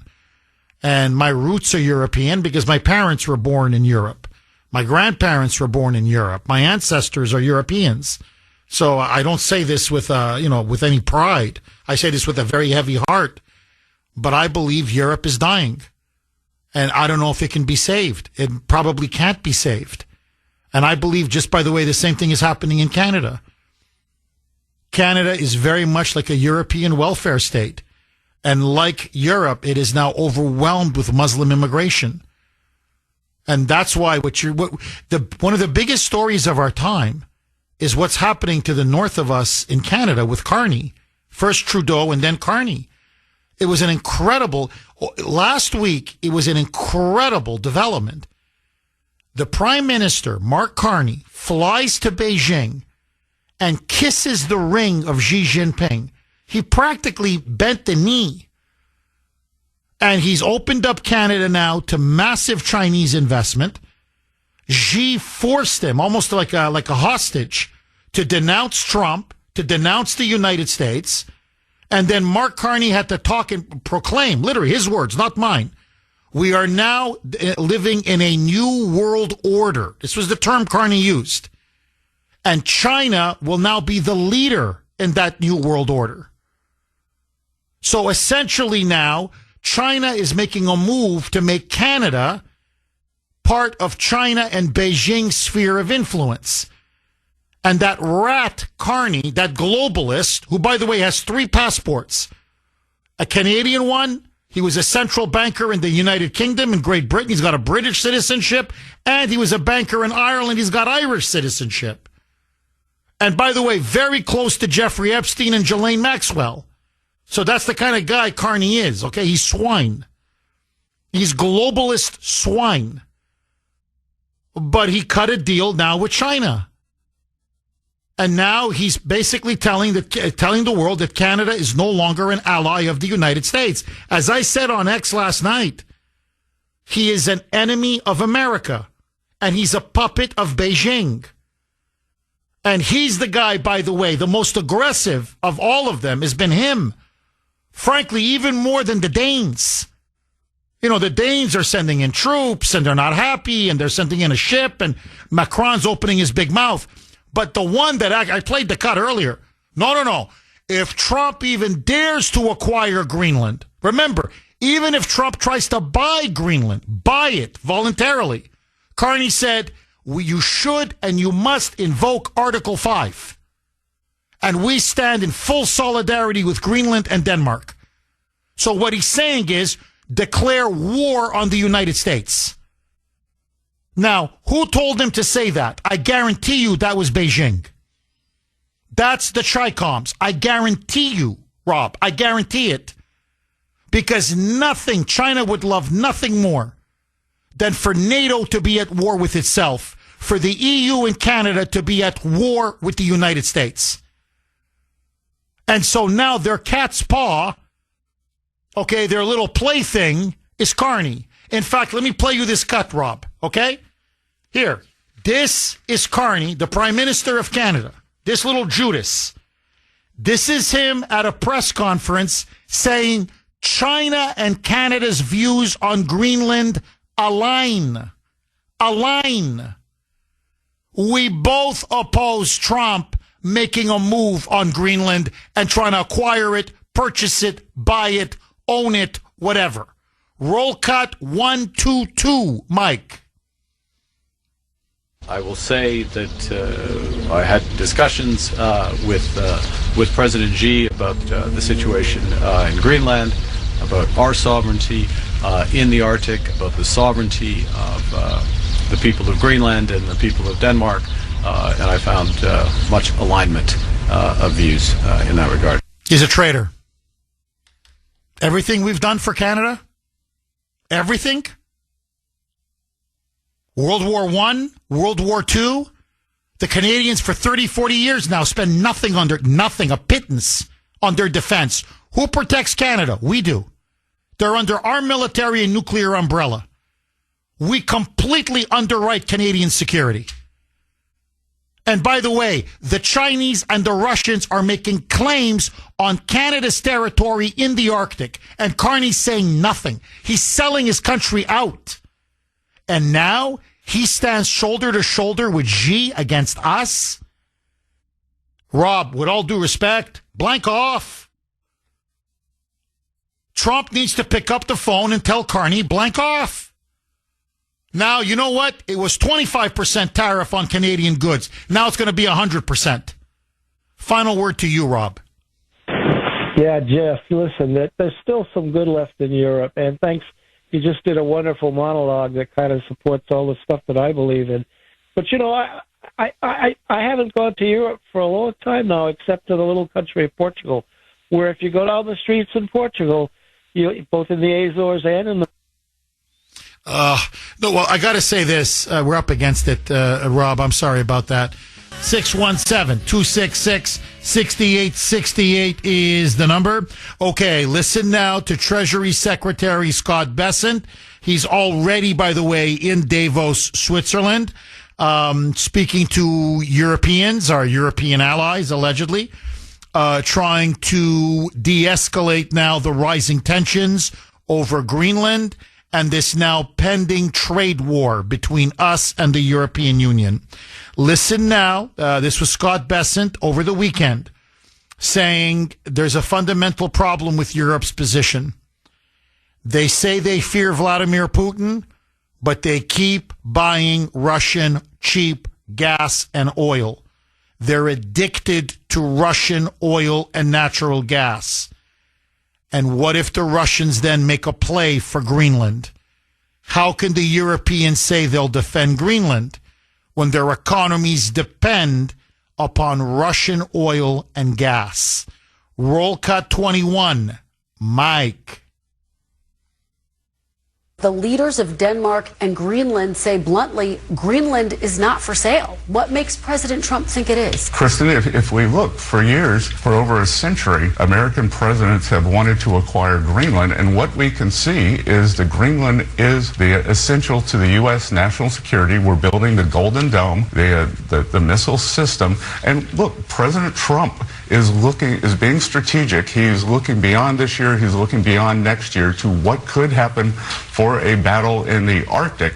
We are not going to outsource our national security. We are not going to outsource our hemispheric security to other countries. In Trump 1.0, President Trump told the Europeans, do not build Nord Stream 2. Do not rely on Russian oil. And guess what, Kristen? Guess what is funding Russia's efforts against Ukraine? European purchases of Russian oil. So America has to be in control here. Now, he raises a very good point. And let me ask all of you. Here's a very likely scenario, okay? Congress says you can't get Greenland. Say there's bipartisan opposition to Trump getting Greenland. The Europeans stand against him. NATO eventually stands against him. Canada stands against him.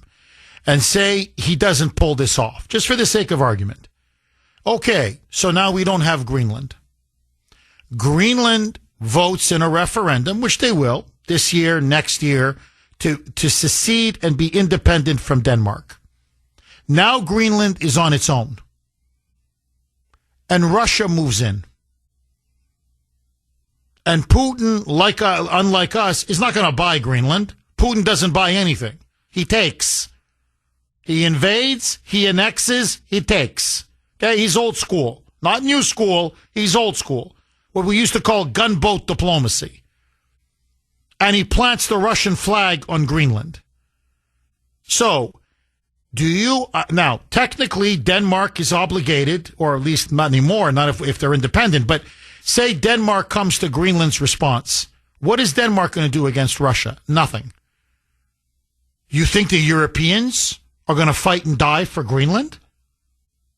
You think they're willing to risk a third world war with Russia over Greenland? No way. You think the rest of NATO is going to draw a red line, this time in the ice, and go to war with Russia over Greenland? No. So the only country that could come to Greenland's rescue, realistically, would be us. It wouldn't be Canada, I'll tell you this. It won't be Norway. It won't be Denmark. It won't be Vive la France. It won't be France. It won't be the United Kingdom. It's going to be, again, us.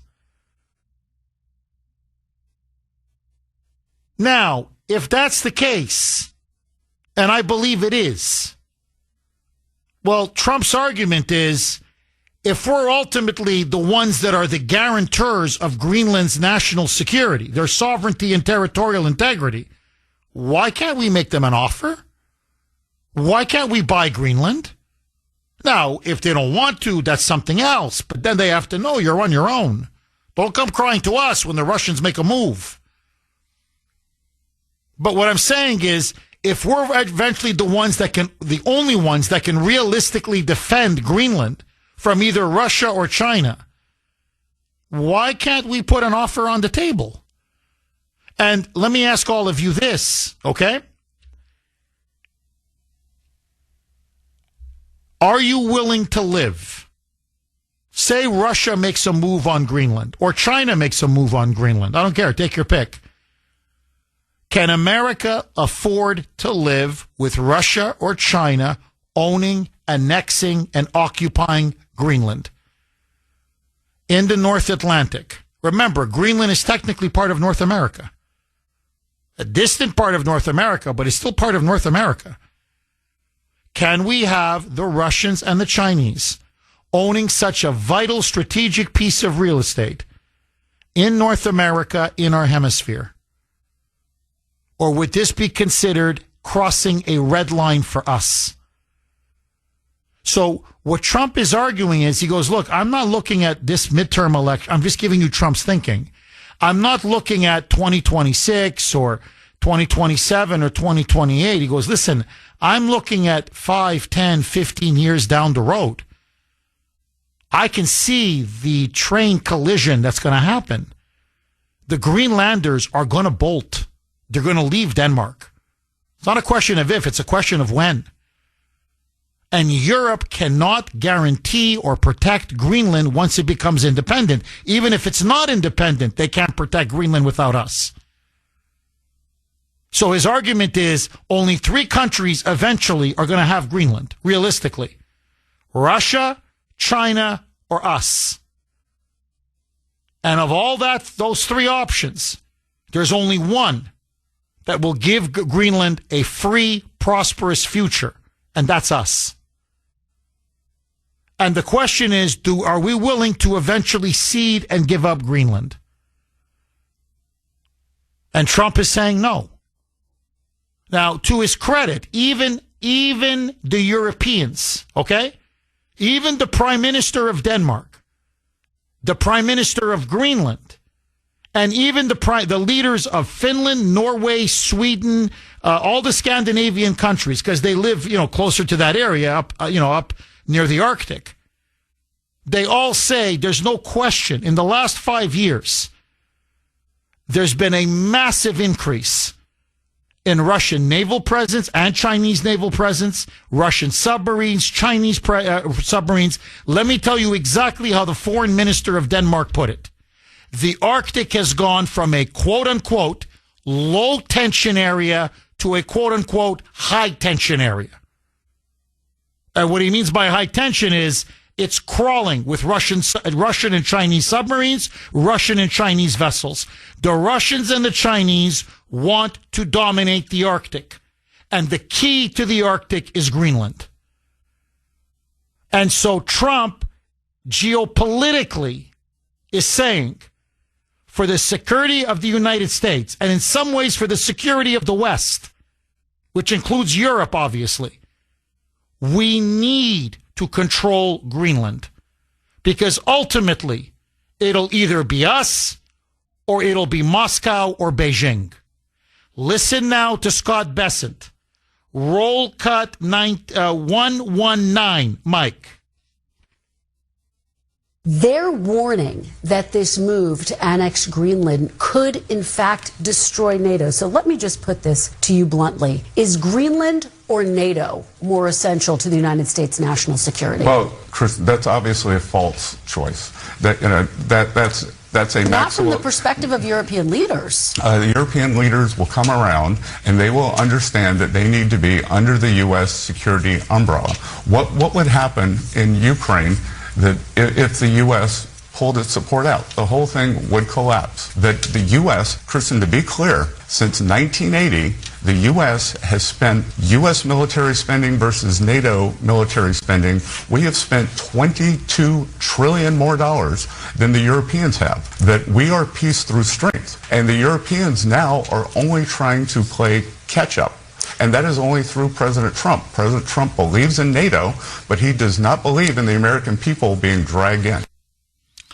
$22 trillion more we have spent compared to all of the European countries combined over the last, 40, 46, 47 years in defense of NATO. Germany is a very wealthy country. Denmark, by the way, wealthy country. Britain, France, these are all Netherlands, these are all Italy, these are all wealthy countries. And look how much more we've spent. 22 trillion. That's an unimaginable amount of money. So, Trump is saying, hey, look, I'm sorry. We are NATO. We back NATO. We fund NATO. We defend NATO. And now you're threatening us because we want Greenland, which we need, not just for our security, but for your security. Get lost. Get lost. And I think that's the argument Trump's going to make in, today or tomorrow when he meets with the Europeans. So let me ask all of you, should we acquire Greenland? And ultimately, if push comes to shove, is it worth losing NATO? Is Greenland worth losing NATO? Joan in Lawrence. Thanks for holding, Joan, and welcome. Hi, Joan. Yes, you took a lot of my thunder about my points here, but we got to look at this from, Trump's looking at this from a very different point of view, from a globalist point of view and a New World Order point of view. Look at Europe. It's sold out. Islam took over. The leaders don't care about the people over there. This is about control and taking over all these governments and taking down the governments. And you got, now you got, China and Canada, and you got Venezuela, you got the drugs coming in. They are trying to destroy us from every which way. We're the only ones standing up against the New World Order and globalism. And the thing is, they're trying to stop the population growth, with the trans and the gay and the abortions. I mean, they're doing everything to try to bring in this New World Order. They did not expect Trump to win. And the thing is, what's going to happen is he's calling out NATO. Why is NATO worried about Russia going through Ukraine and taking over Europe? Why? That's a big question right there. You know what I mean? And if we lose NATO, what are we losing? They have no freedom over in Europe right now. And that, and then when Biden opened up the borders and brought all, these people in, we got cells here, Islam, we got China here, we got Iran here. I know we're concerned about, the United States and what's going on in Minnesota, but we even got globalists in our own government using Minnesota and funds and filtering back to our enemies. So we got globalists here trying to take us down, and Trump, I believe in him, and I just trust Trump because he sees more than we're seeing, and he's trying to protect us. And I think he's calling out Europe. And if we get out of NATO, we will take down Europe because they can't defend themselves. You know what I mean? So now they got a decision to make if Russia makes a move. You know what I mean? So I believe in Trump. I think he sees more than we're seeing, and pray for him because this is what's going on, and he's trying to protect us. And the only country in the world that's awake to all this is us. We have to stay together. We have to stand behind him and just trust him. Well, Joan, look, this is breaking as I'm speaking to you now. President Trump is on his way to Davos, Switzerland. He's going to be arriving tonight, their time tonight. They're 6 hours ahead. And so he'll be there in, 4, 5, 6 hours. He's going to be there. Now, he's scheduled. They've got emergency meetings set up. This is a massive diplomatic crisis. They're going to be meeting, I think, almost throughout the entire night and into tomorrow. Trump now has come out with this message. I have told everyone, and I assume what he means by everyone is I've told Macron, I've told Merz, I've told Starmer, I've told Maloney, I've told all the European leaders. I've told the Prime Minister of Denmark. I've told them all. He goes, I've told everyone that plainly, because I was playing with them, plainly, that we need Greenland for national and world security. There is and there will be no going back. And everyone is now clear on this matter. So what he's now saying is that he's thrown down the gauntlet. he's put now the entire prestige of his presidency on the line. And he's saying, I've told him, almost like an order, like a red line. I've told him we need Greenland. We need it for ourselves. We need it to protect Europe and the world, ultimately from Russia and China. And there's no going back. I'm not going back. And what that means in plain English is there'll be no negotiations. I mean, there may be negotiations, but I mean, there's no compromise. There's no wiggle room. I need it. We need it. We're going to get it, whether you like it or not.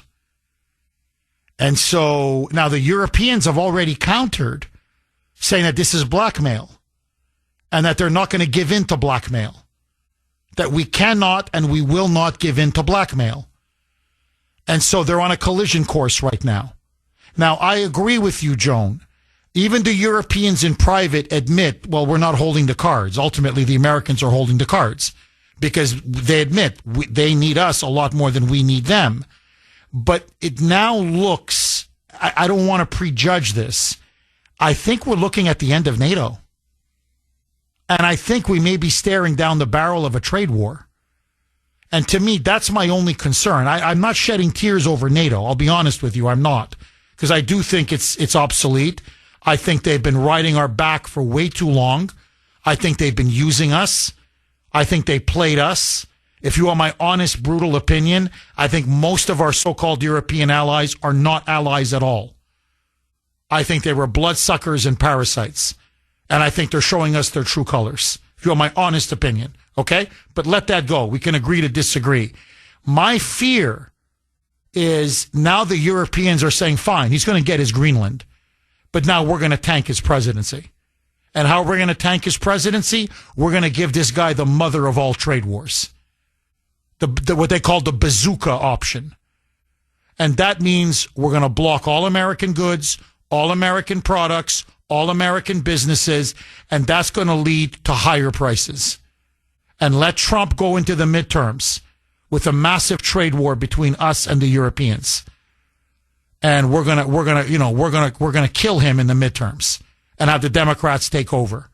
So it appears now that Trump is saying there's no maneuvering room, there's no wiggle room. I want total control. That's it. Nothing more, nothing less. My question to you, Joan, if this does lead to a trade war, and the Europeans are now saying they're ready to go to a trade war, is Greenland worth it? At least in the short term. Because a trade war, make no mistake about it, will hurt our economy. I think we'd win it in the long term. But in the short term, it would hurt our economy. And yes, prices would go up. There's no question. Prices will go up. What say you, Joan? Jeff, what I believe Trump did is all this investment, this $1 trillion and $1 trillion of investment from, the Arabs and everything coming into our country will sustain us. We need to get out of NATO. Because we need to have Europe fail because they're out to get us. They are going to try to they're enemies at this point. So he needs to take Greenland, get out of NATO. I believe our trillions in investment will create jobs and sustain us until we expose the new world order and these globalists for what they are and protect and then concentrate on getting them out of our country, getting all this, the illegals out and tightening the country up. That's what I think the plan is. Interesting. Joan, really interesting call. Thank you so much. 617-266-6868. Mel in New York. Thanks for holding, Mel, and welcome. Yes. Good morning. Good morning, Jeff. Thanks for taking my call. My pleasure, Mel. Happy New Year to you and all. Happy New Year. All the best to you and your family, Mel. Boy, I got to tell you, tensions are, they are rising now all across in Europe, across the Atlantic. Anyway, Trump, it's going to be a fascinating next couple days. But Mel, where do you stand on the Greenland issue, Mel? Like Joan, she just took all the wind out of my sail. That's exactly what I was saying. Look at Mark Carnage. He's got Chinese military in Canada at this moment. They've been there for years now. So, he's bought and paid for by the Communist Party, the CCP. And, NATO they have to perpetuate war just to justify their existence. And who pays for us to go in and try and quell that situation or protect this one, that one? It's us, the Americans, the American taxpayer. And President Trump, I tell you what, I'd like to take him to the racetrack with me every day because I think I'd be winning every race a day right. This guy, he does not lose. I mean, he can't lose. I mean, I like to have him as a bookmaker because we'd be sitting pretty. But anyhow, I mean, it's just the fact that the Europeans are going to, if you look at it, Jeff, if I'm not mistaken, I think all of Europe is not even the full size of the state of New York. I mean, it's just so minuscule. I mean, how can they go up against a country that has 11 time zones? I mean, they got duped. I mean, they got so much technology as far as weaponry goes. They wouldn't last 30 seconds, 30 minutes. I'll give them that much. I mean, so if Putin really wants to go in and take over Europe, but if without what are we talking about, Iceland or whatever the heck it is over there. I mean, we don't want China, we don't want Russia floating around.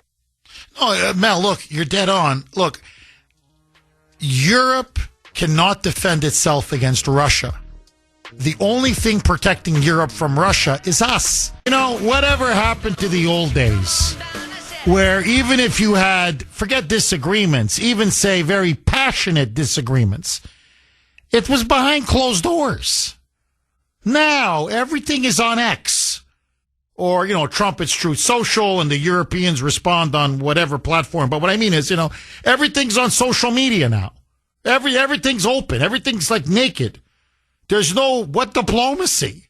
What closed door, behind the scenes meeting? So, as I said, Trump now has come out with a statement saying there's no going back. I've told everyone as plainly as possible, we need Greenland. We will have Greenland. And there is no going back. There is none. I will not budge an inch, period. In other words, I'm drawing my red line. We're not backing off of Greenland. Macron now has released a statement and gone on social media saying, quote, France prefers respect to bullies. Saying we will not be bullied on this issue. Europe will not be intimidated on this issue. So Trump hasn't even landed in Davos and they're already at daggers drawn.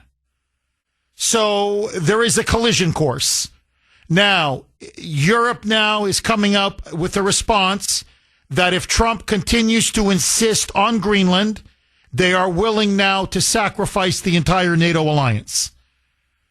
That now Trump is literally putting NATO at risk. Now, we'll see. Maybe the Europeans are bluffing. To me, they're insane if they shatter the alliance over Greenland. But the globalists are driving them. China is now becoming closer and closer to the Europeans. China now have their tentacles into Carney, the Canadian Prime Minister. So who knows who's really calling the shots? But the fact of the matter is, as I speak to you now, 9:22, NATO is in the deepest crisis it has ever been since it was formed after the Second World War. 617-266-6868 is the number. Sally in New Hampshire. Thanks for holding, Sally, and welcome. Hi, Jeff. Hi, Sally. Yeah, I'm Shelley, but it's fine. Shelley. Okay, I have literally it's what I have on the board. Sally. Mike, I'm just saying, when they say Shelley, could you put up Shelley instead of Sally, Mike? Instead of instead of obsessing over constantly cutting me off when I'm about to go to break, how about we get the caller's name right? I'm just saying, Mike. So,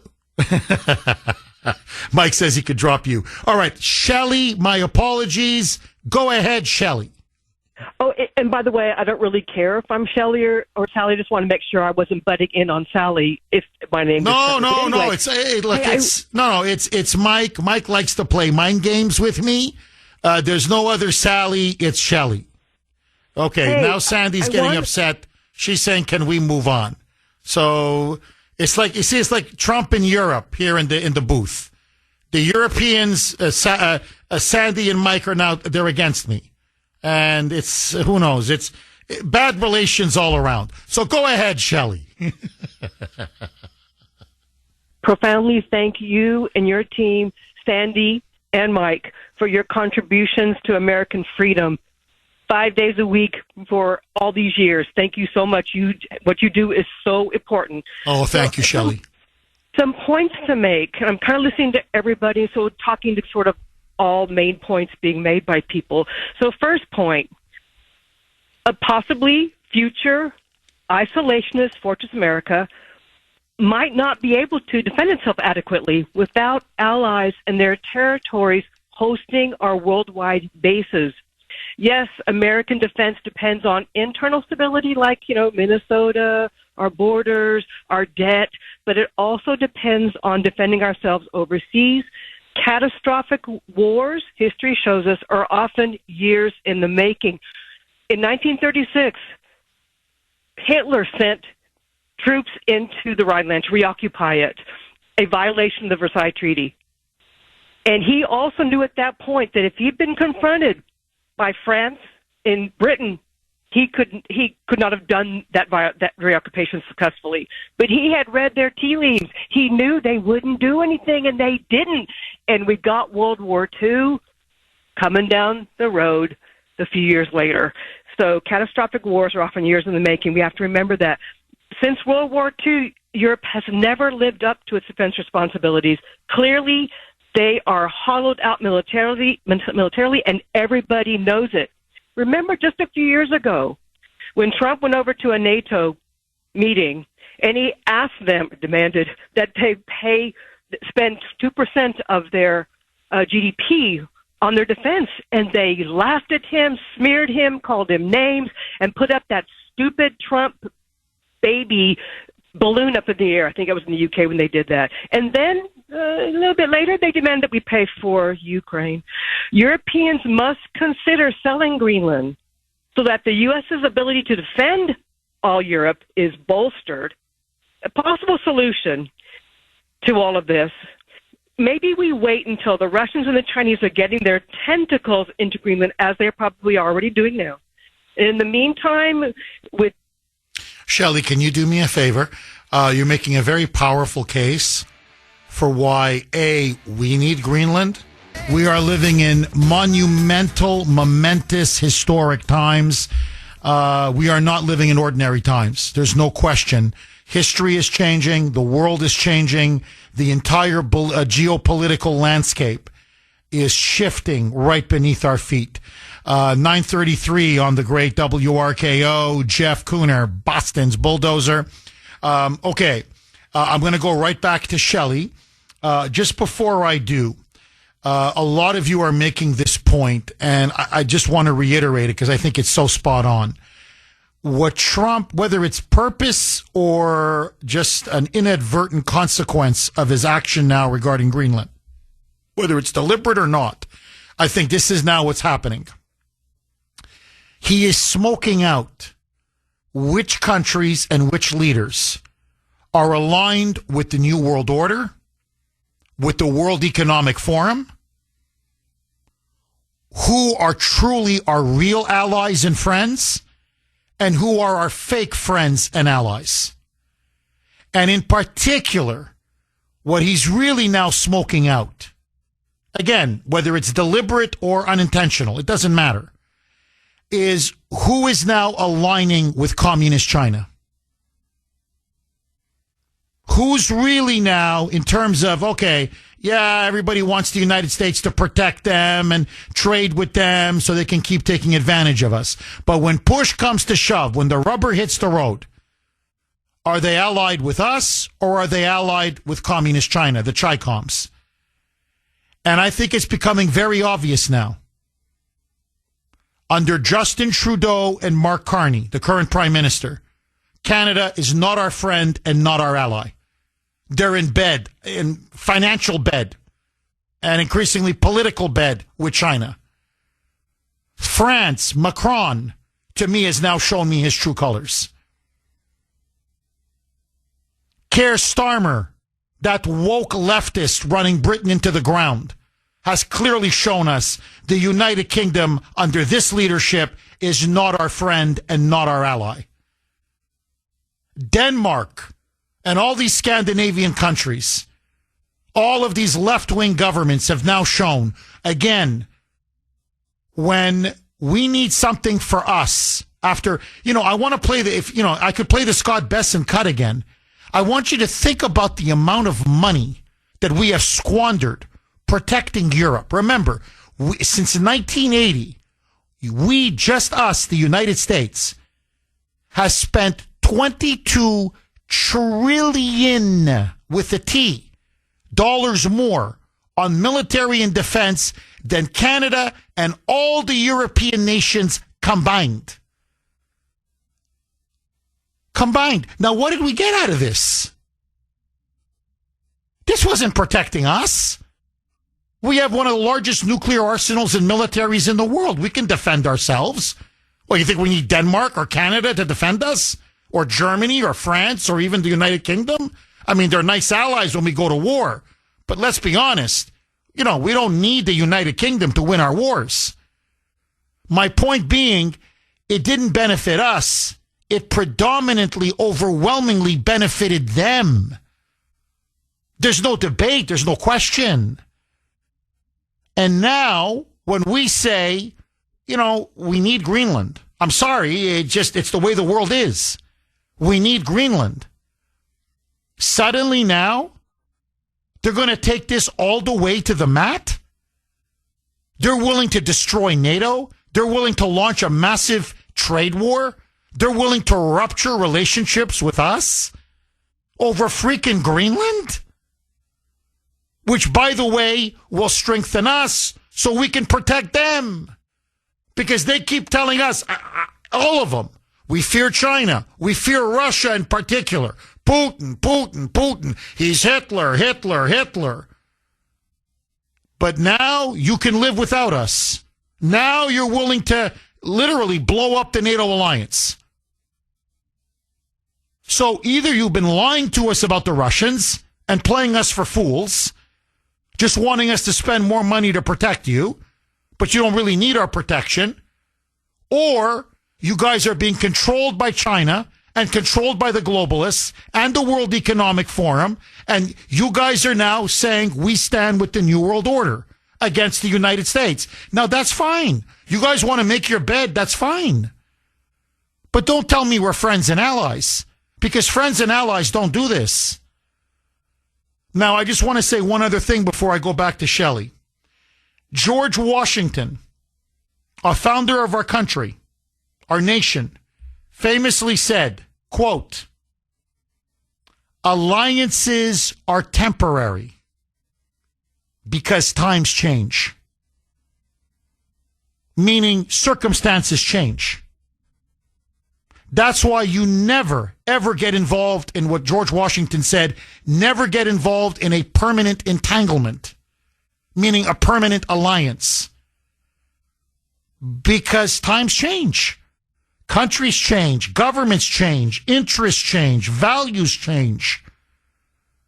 So, in other words, if Washington was, by the way, I think if Washington was alive today, he would have told us to pull out of NATO the moment the Soviet Union came crashing down and the Warsaw Pact was dissolved. He would have said, we won the Cold War. NATO was designed to defeat and contain Soviet communism. Soviet Union is gone. The Cold War is over. End NATO. Come home, America. Okay? But what he would be saying now is, hey, look, who says NATO's permanent? Where is it written in stone that NATO has to go on forever? So if the Europeans are going to treat us like this, and they've now really shown us for the traitors that they are, the ingrates that they are, frankly, the backstabbers that they are, okay, no problem. then you know what? We're out of NATO. Bye. Bye. And so let me go back to Shelley, because Shelley, you make a very good point that we've defended Europe. Even Fortress America needs allies. You're completely right. And if we want to defend Europe going forward, Greenland is going to be the keystone to our security for the Arctic and ultimately to our security to protect the Europeans and the world. And that if the Europeans were smart, they would encourage us to buy to buy Greenland, because that would strengthen us within NATO. A stronger America is a stronger NATO. You're completely right, Shelley. My question to you is this. They're not letting us. For whatever reason, they're not acting rationally and they're not acting in their long-term self-interest. And so my question to you is this, Shelley. Are the Europeans and Canada, are they our real allies, or have they just shown themselves to be our false friends? What say you? You know, I don't know the answer to that question, but what I do think, though, is that in my life I have seen that European countries, they are smaller, they're less capable than the United States is, and they've always been envious of the United States. And I remember a German woman telling me decades ago, she was pontificating on all the social spending that is done in Germany. This is like the late 80s. And she looked at me like, you know, the implication of what she was saying was that Germany is superior to America. And at that time, I didn't really know what to say to her about that. But I think maybe I wonder if we're really playing into China's and Russia's hands here if we blow up NATO. I'm not a military expert, but I know in history we have had to have bases to defend ourselves in this world. And the world that George Washington talked about in his farewell address is not the world we're living in today. And I don't know that he would say today that we should be yanked out of NATO. Surely the Europeans have utterly shirked their responsibilities in this pact. Therefore, at this point, it's not working, and they should look at themselves in the mirror. And I think maybe a solution for us would be to if we can't buy the thing from the Kingdom of Denmark, then we should be very, very quietly telling them that, well, by the way, if Russia and China shows up or whoever shows up, and you lose Greenland, it's on you, because we're not going to defend you. And by the way, before that happens, we'll take it militarily as a military necessity. I think that's the solution. If we can't buy it. Gary in South Boston. Thanks for holding, Gary, and welcome. Gary, do we have Gary? All right, let's see if we can reconnect with Gary. Chris in Hingham. Thanks for holding, Chris, and welcome. Hey, Jeff, great to talk to you. I'm a big fan, and I appreciate everything that you do. Thank you. Thank you, Chris. You're welcome. And in this case, I do disagree, and I think I might be the only one, but it seems like we're taking the NATO Greenland thing to either or, and not too many people have been talking about what happened after World War II, where we have the defense treaty or something with Denmark where we're allowed to establish bases there and expand bases as it is. And that seems like the most reasonable, simplest solution to this question. And do you have any thoughts on that? Well, Chris, look, normally I would say, sure, we've got a treaty. We can build more bases. We can increase our investment in Greenland to get those rare earth minerals. Trump's counter argument, and I think it's a very good one, is, okay, what if Russia makes a play on Greenland? Well, fine, we've got military bases there. Yes, we can then technically defend Greenland.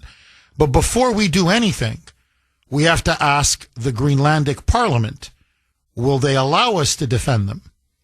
We then have to go to Denmark and ask the Danes, will they allow us to defend Greenland? And Denmark often has coalition governments where they have one major party and 2 or 3 or 4 smaller parties. Well, a lot of times there's deadlock because the 1 or 2 smaller parties can veto any kind of a decision. So Trump's argument is if we're going to confront Russia and China, and make them part of our Golden Dome and have them be a keystone of our security architecture, I can't rely on treaties. It's basically we're renting Greenland. For us to do what we need to do, we have to own Greenland. Because if we need to move, if we need freedom of action in case of an invasion or an attack, he says, I can't wait for Greenland or Denmark because it could be too late. So his argument is, for this thing to work, we've got to have total control. That those treaties worked under the Cold War, yes. But in the new age, in the 21st century, with Russia, if Russia decides to invade Greenland the way they invaded the Ukraine, Trump says, who knows what the Europeans will tell us, or what Denmark will tell us, or what their coalition government will decide. And he said, that I can't allow. I don't know what you think of that argument, Chris, but that's Trump's argument. It makes sense, but I do wonder if really the end game, it seems a lot simpler to have some kind of backroom discussions with Denmark and NATO and just end up modify this agreement and just get everything we need a lot simpler. And it seems simpler, faster. And then you mentioned the economy and the blowback. I don't think we need to piss everybody off. And then we've already added a couple of trillion to the debt just in 2025. I don't know if we can afford to buy Greenland, which would be the base case scenario. And I'd rather use that money elsewhere. So that's the economic sanctions. And if they actually took it on the chin and didn't raise tariffs against us when we did, if they start doing that, it's going to, I think it's going to hurt our economy, which was your point earlier. And then if we increase the national debt even more, it's just going to be this long-term thing. And that's kind of my thinking. And I don't think NATO is done. I think it's in our I think they've been underpaying, but it's in our absolute interest to keep Russia and China out of Europe. And that's what really NATO is for. If NATO weren't there, Ukraine would not even be a discussion now. They would already have Ukraine, and then they would be halfway into Europe. And we want them as trading partners. We want them as open. And people forget, I think, Europe is bigger than the United States. There are like 450 million people or something, and we're 350-ish. If Russia controlled all that, we're kind of screwed. It'll be Russia and China, and we would be the third man on the totem pole despite our nuclear weapons and military. And I wouldn't want to end up there. Well, Chris, look, historically, for thousands of years, Europe has defended itself. And I hear where you're coming from. You're making excellent arguments. But look, Germany's GDP, they're one of the wealthiest countries in the world. And historically, the Germans have been formidable in war. No one's going to tell me that the Germans can't build up a first-rate military to ward off Putin's Russia. Great Britain also, France, they also have nuclear weapons. You've got Poland, which historically has been a tiger against the Russians. So honestly, I don't know, even if NATO dissolved, whether Putin would just march into Europe. I don't think he would. But, let's just say for the sake of argument, we need NATO, and let's keep NATO. Okay, why can't NATO just let us buy Greenland? I think this is what stunned Trump, Chris, to be honest. He thought, look, we'll get stronger. That'll make us even more prepared to be able to defend Europe and protect NATO. And I think he's stunned at the fierce opposition